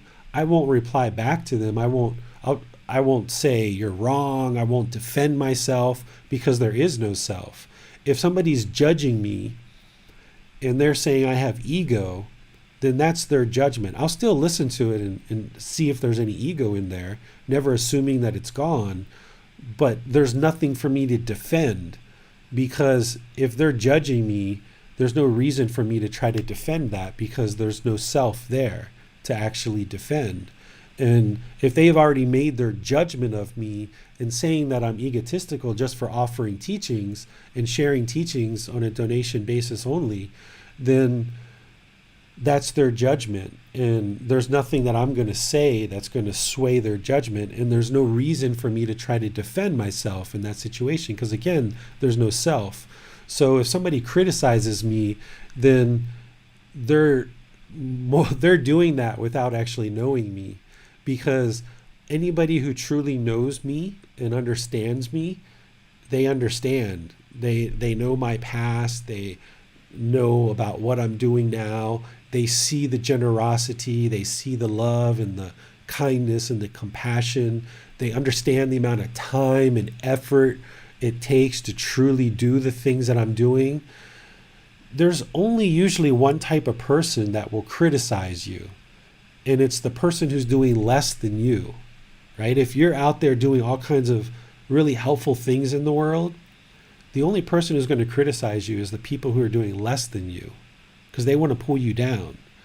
Because anybody who's doing more than you, they know how hard it is just to do what you're actually doing. So that person who's doing more than you, they're just going to be supportive and encouraging and say, hey man, go for it. You're knocking it out of the park. Like, yeah, let me know how I can help you.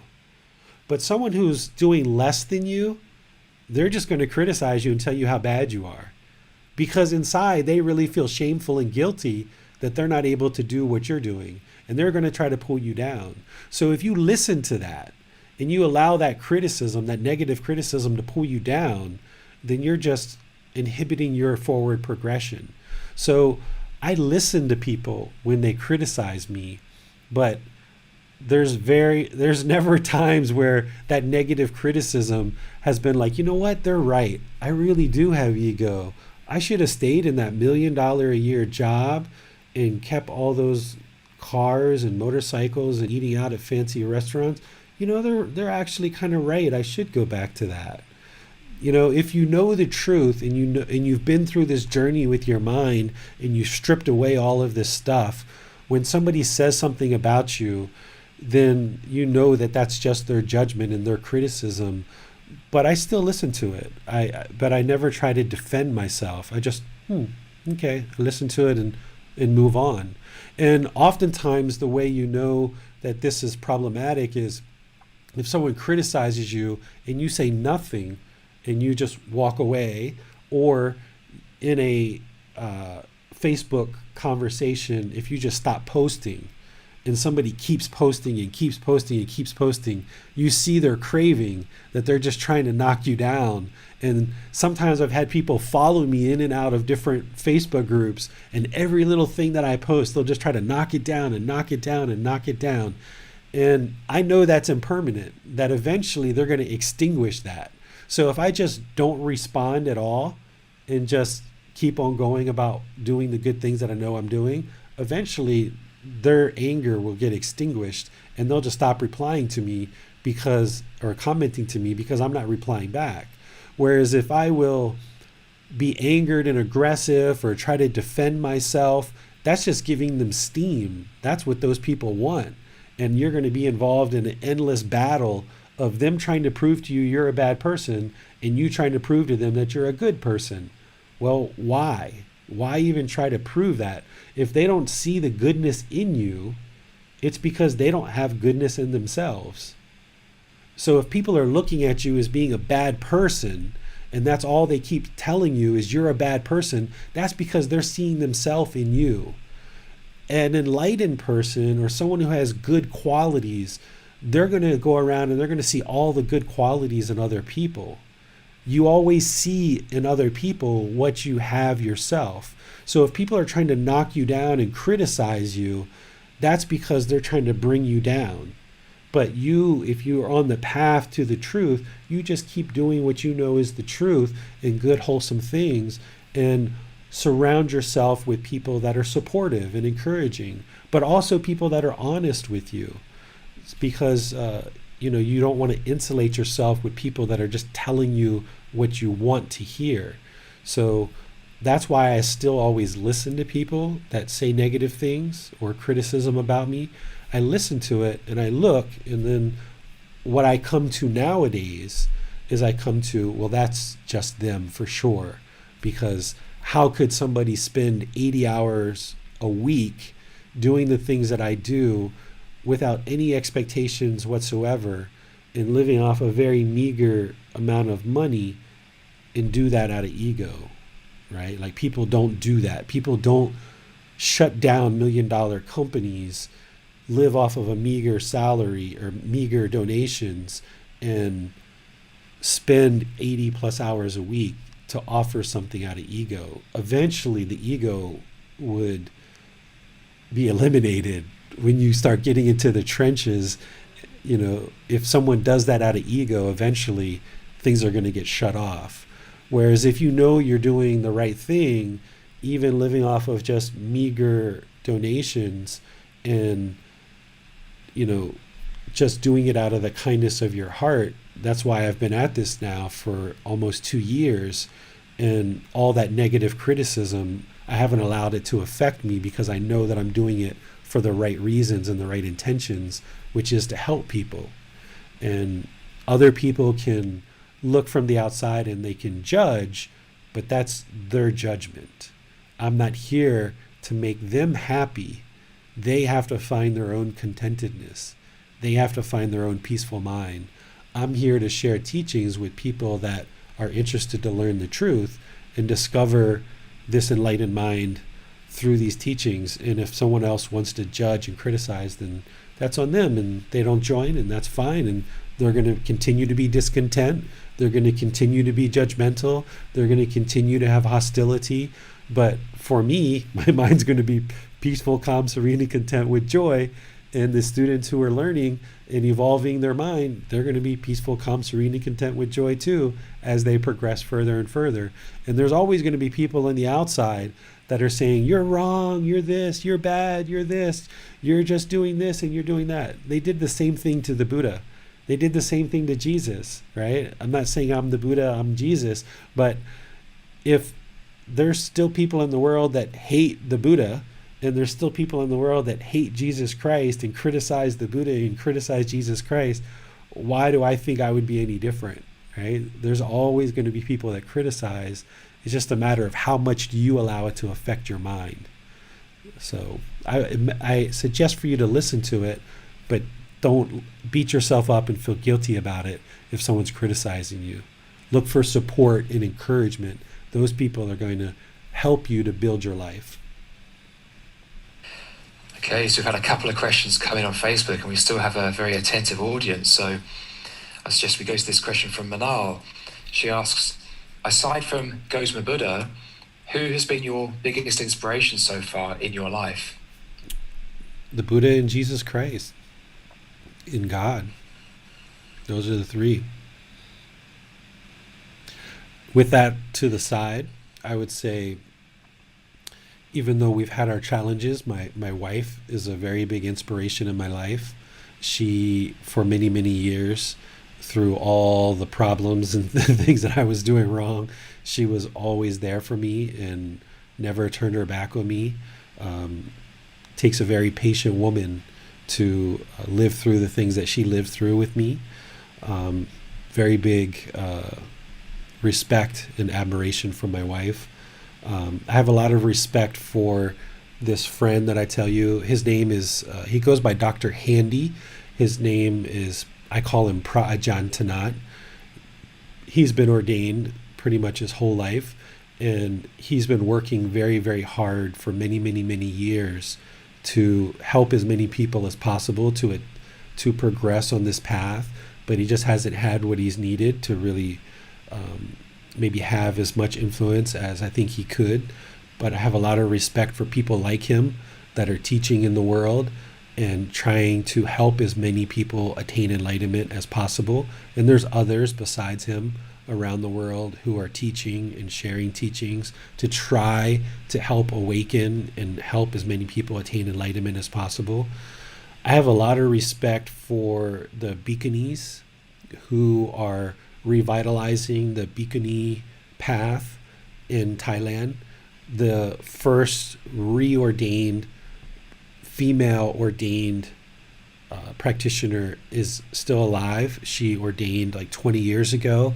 And when she started off, and even now, there's probably still quite a few people that are against bringing back the female ordained path. And they really stuck to what they knew is right because the Buddha ordains females and they knew it was the right thing to do. And they just continued and did what they knew was right. And now I think there's something around 300 bhikkhunis in the world, at least here in Thailand.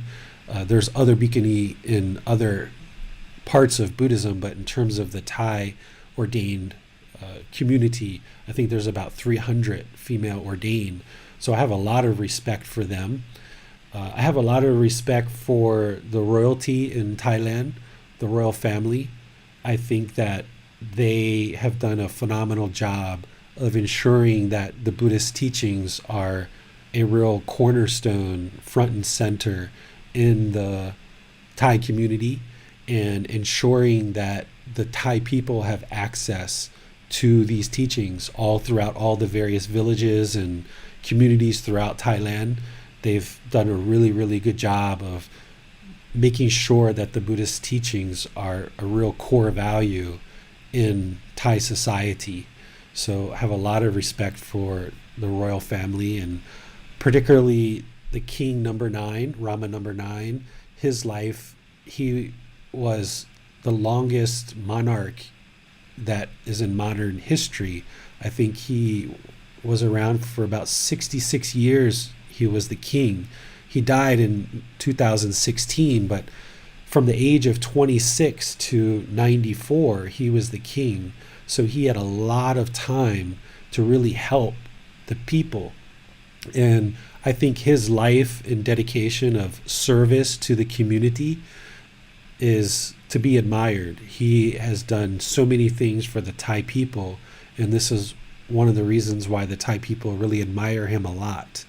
And I think for a public figure that is elevated as high as a king, to instead use that position to turn it around and actually help the people, I think is an admiration that every person in power and leadership and politics should look as an example of how you can use a position of power, the king of Thailand, but use it for the benefit of people rather than using it for your own benefit. I think that's highly admirable. So these are some of the people that I really admire in the world. And you mentioned Jesus Christ and God there, David, and I know that in your book you mentioned the Lord's Prayer, and that when you're doing meditation on your own, you recite the Lord's Prayer before each meditation. What's your reason for reciting the Lord's Prayer? I think it's important for people who don't know what the Lord's Prayer is to say what the Lord's Prayer is, and then they'll understand why I say it. So the Lord's Prayer is, Our Father, who art in heaven, hallowed be thy name. Thy kingdom come, thy will be done on earth as it is in heaven. And then it continues from there. So essentially creating heaven on earth. For me, I've seen a mountain of evidence personally of God's existence. And I can teach people to liberate the mind and attain enlightenment with an understanding of God or without it.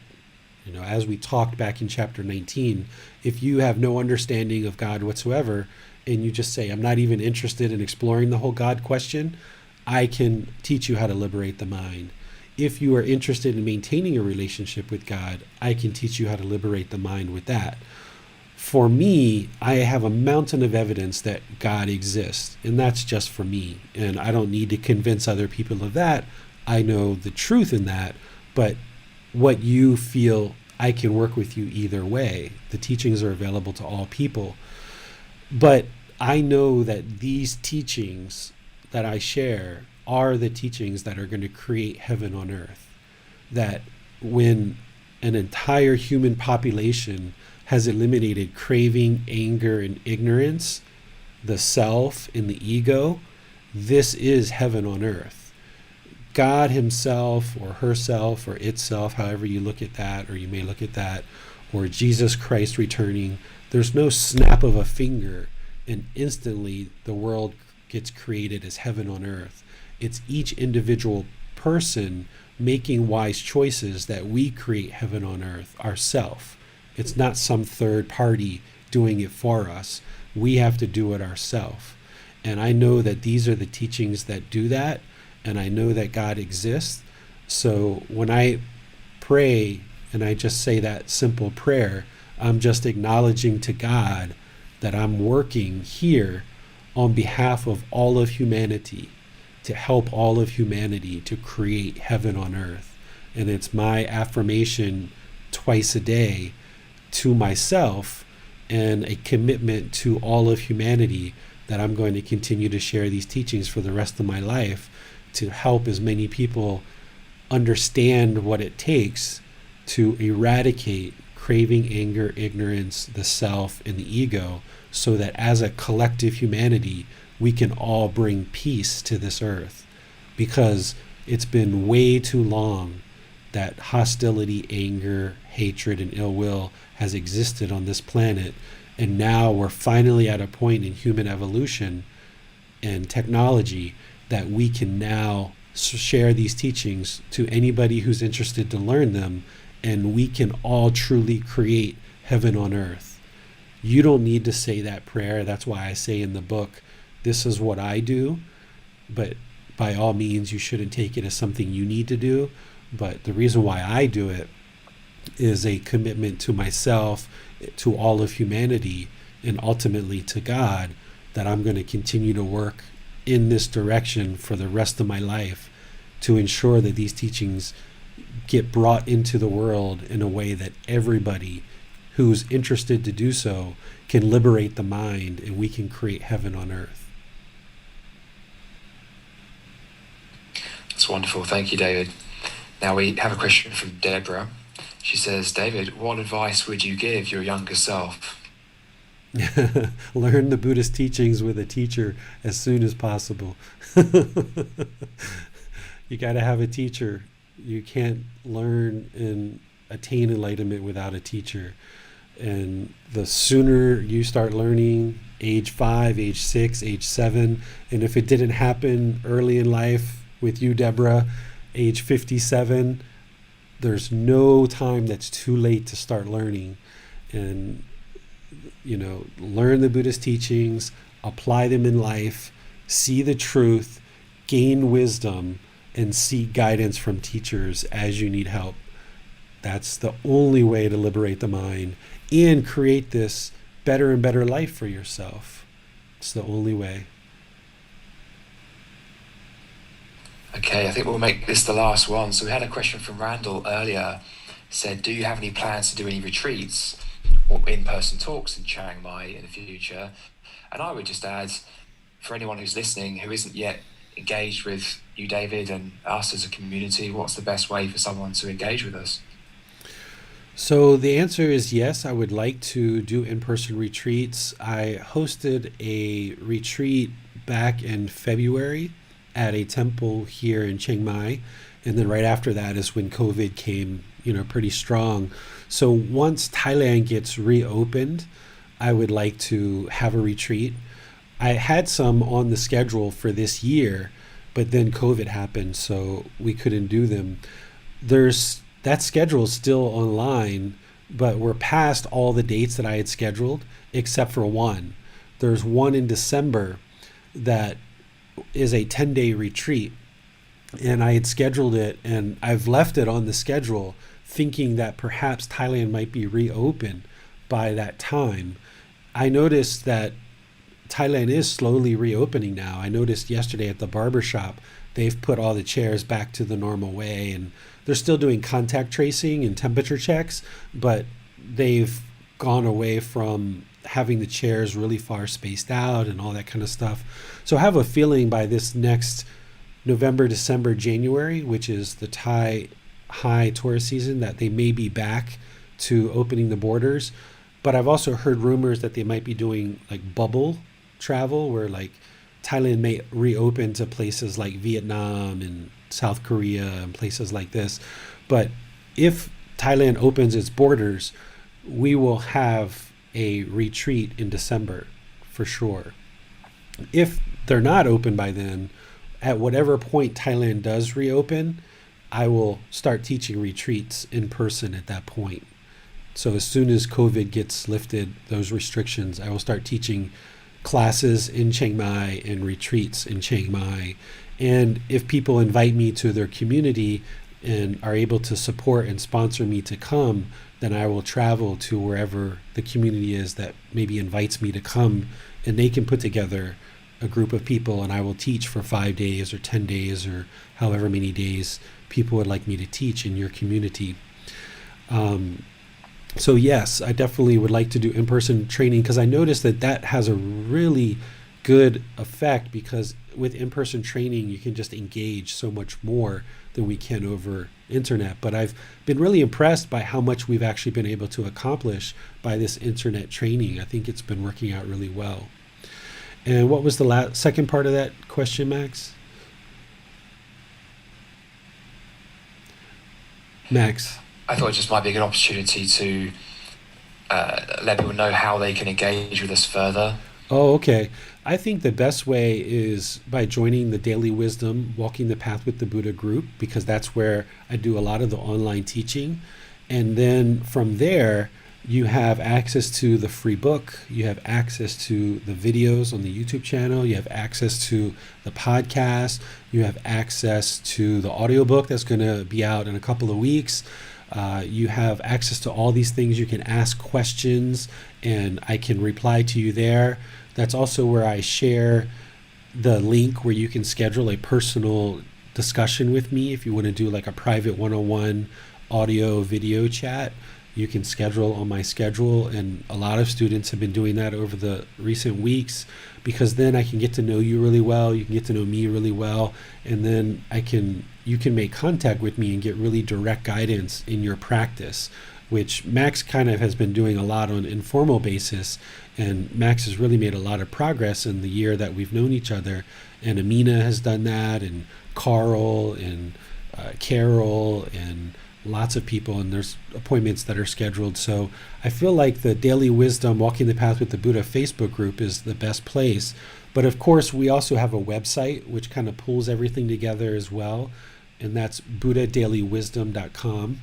So if you go to buddhadailywisdom.com, that's where I have kind of a launch pad for all the different things that I do, including the retreats that Randall asked about.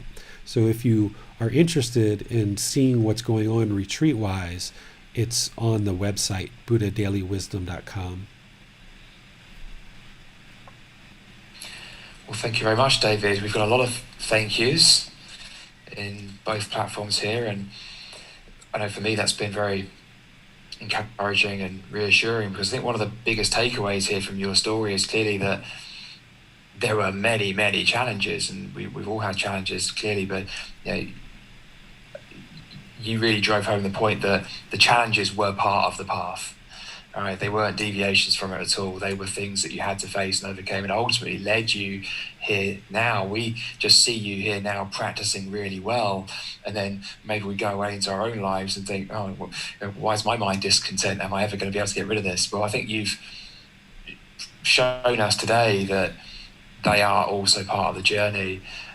They're lessons to be acquired, they're things to be overcome, and there's clearly potential for all of us. So I would like to thank you, David, and it's just been really useful. So I'll hand back over to you. Okay. Yeah, so picking back up on that, Max, is, in terms of the Buddha's teachings, one of the reasons why I know they're 100% truth is because I lived a life long enough of not following those teachings. So if you look at the 5 precepts, I've done all of those things multiple, countless times, whether it's killing, whether it's stealing, whether it's sexual misconduct, lying, or taking substances that cause heedlessness. And I know where all those things lead to, and the problems and the heartache and the discontentedness leads to. And that's why, as I started practicing those things and saw the life and my mind improve, that's how I know that they're in fact the truth. Same thing with the Eightfold Path, which refines the 5 precepts even further, getting into right view, right intention, right speech, right action, livelihood, effort, mindfulness, concentration. I know that I lived with a discontent mind for so long.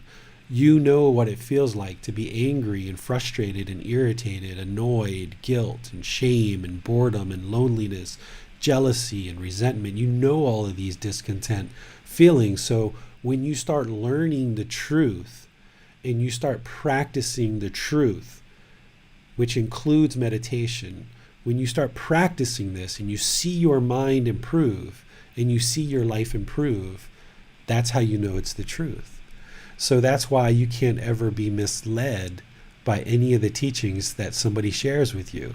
Is if you're always looking for the truth and you don't believe anything, and this is what I'll share on Sunday as we officially start the group learning program, is don't ever believe anything I say, but put it into practice and see that the teachings will actually improve the condition of your mind and improve the condition of your life. And because these teachings have improved the condition of my mind and the condition of my life, that's why I can say to students, don't believe anything I say. Because what I am sharing with you in terms of teachings is from the experience of knowing that it improved the condition of my mind and the condition of my life. So therefore I know that there's no difference between my mind and your mind. We're all human beings. So as long as you have the dedication and commitment and capacity to actually learn and understand and apply these teachings in practice, I know with 100% confidence that if you take that time, effort, and dedication to learn and apply these teachings, you will move along this path to enlightenment as well.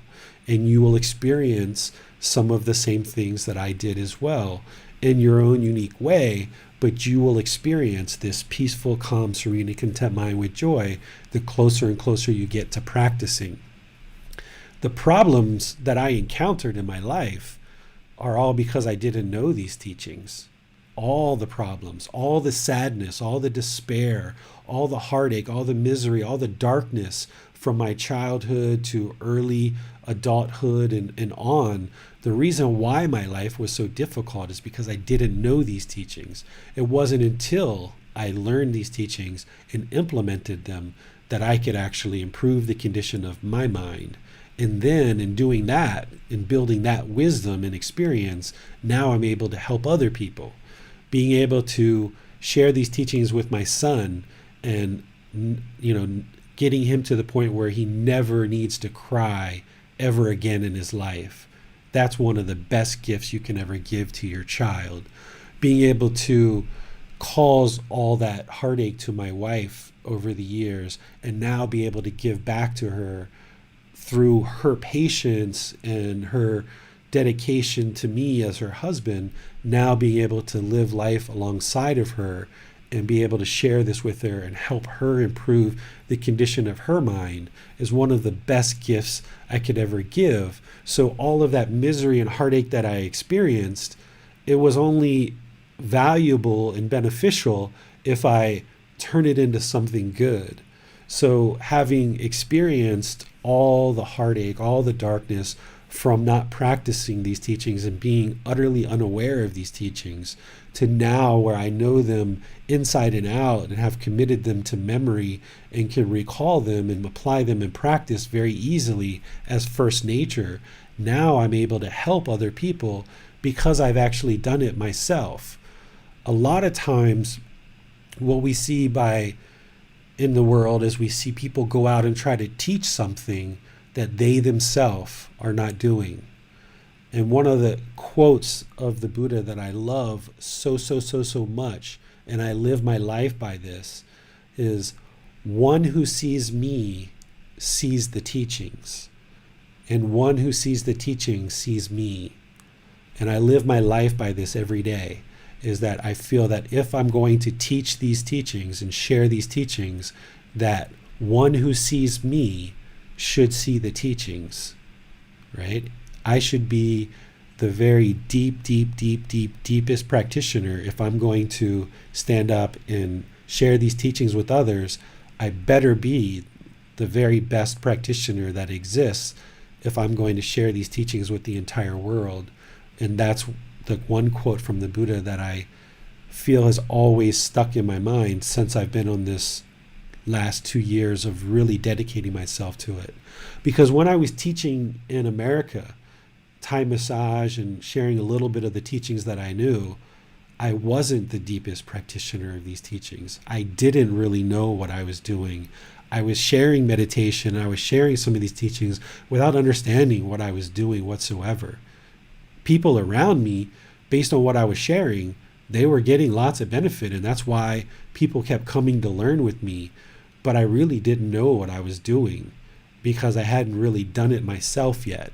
And that's why those 5 years or those 3 years of being in Thailand on my own, without a business, without other things going on, and just focusing on myself, that allowed me to understand the teachings deeply, practice them myself deeply, so that now in a teaching role, anytime a student asks me a question, I immediately have my own experience in which to share with you that will hopefully benefit your life and give you some insight in how you can apply these teachings to your own life.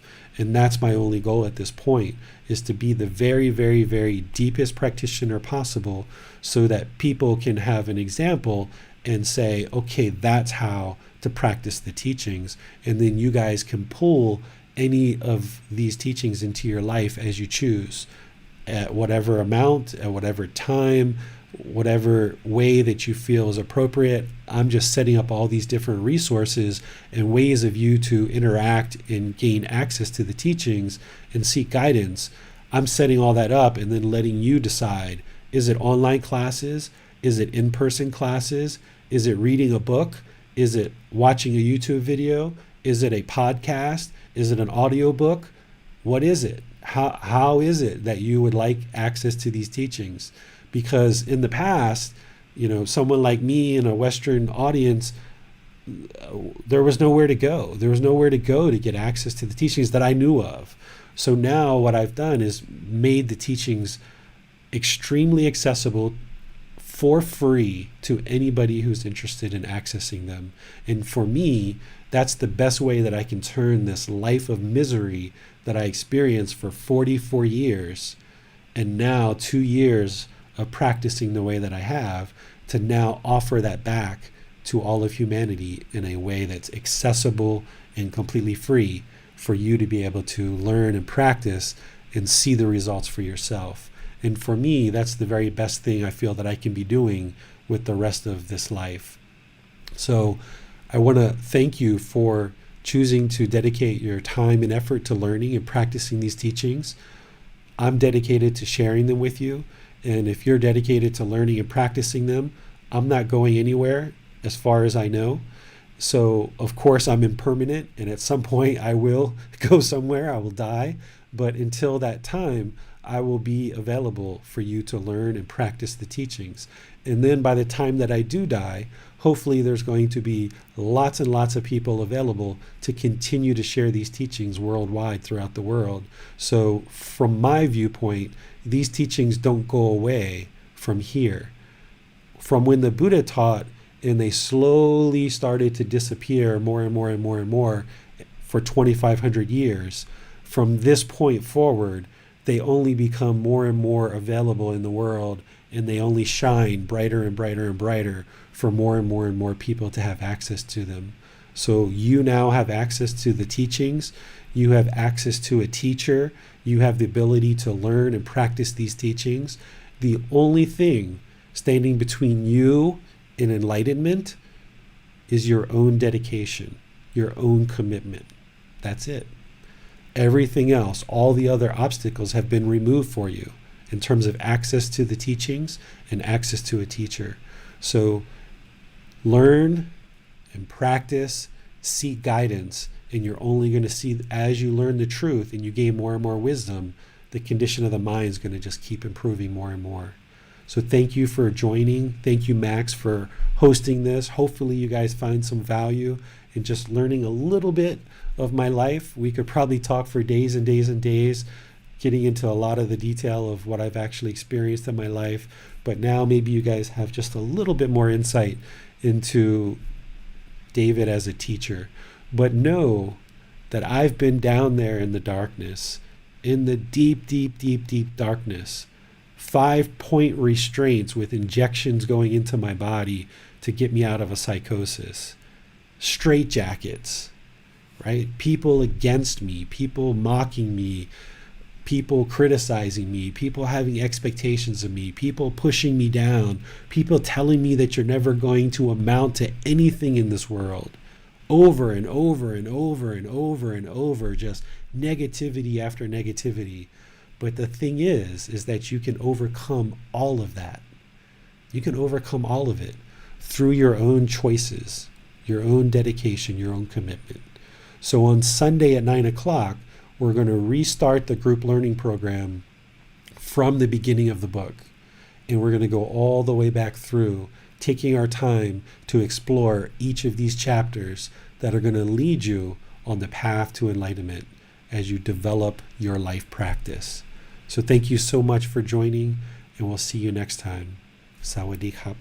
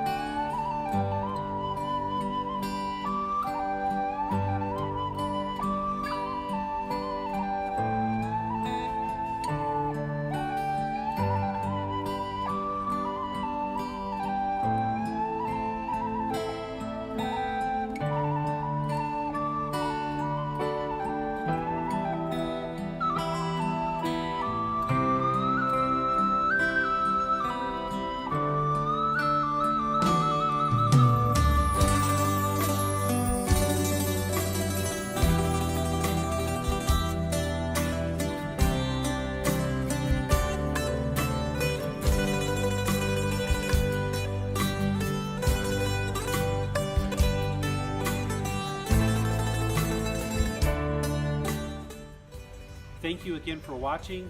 Enjoy your meditation.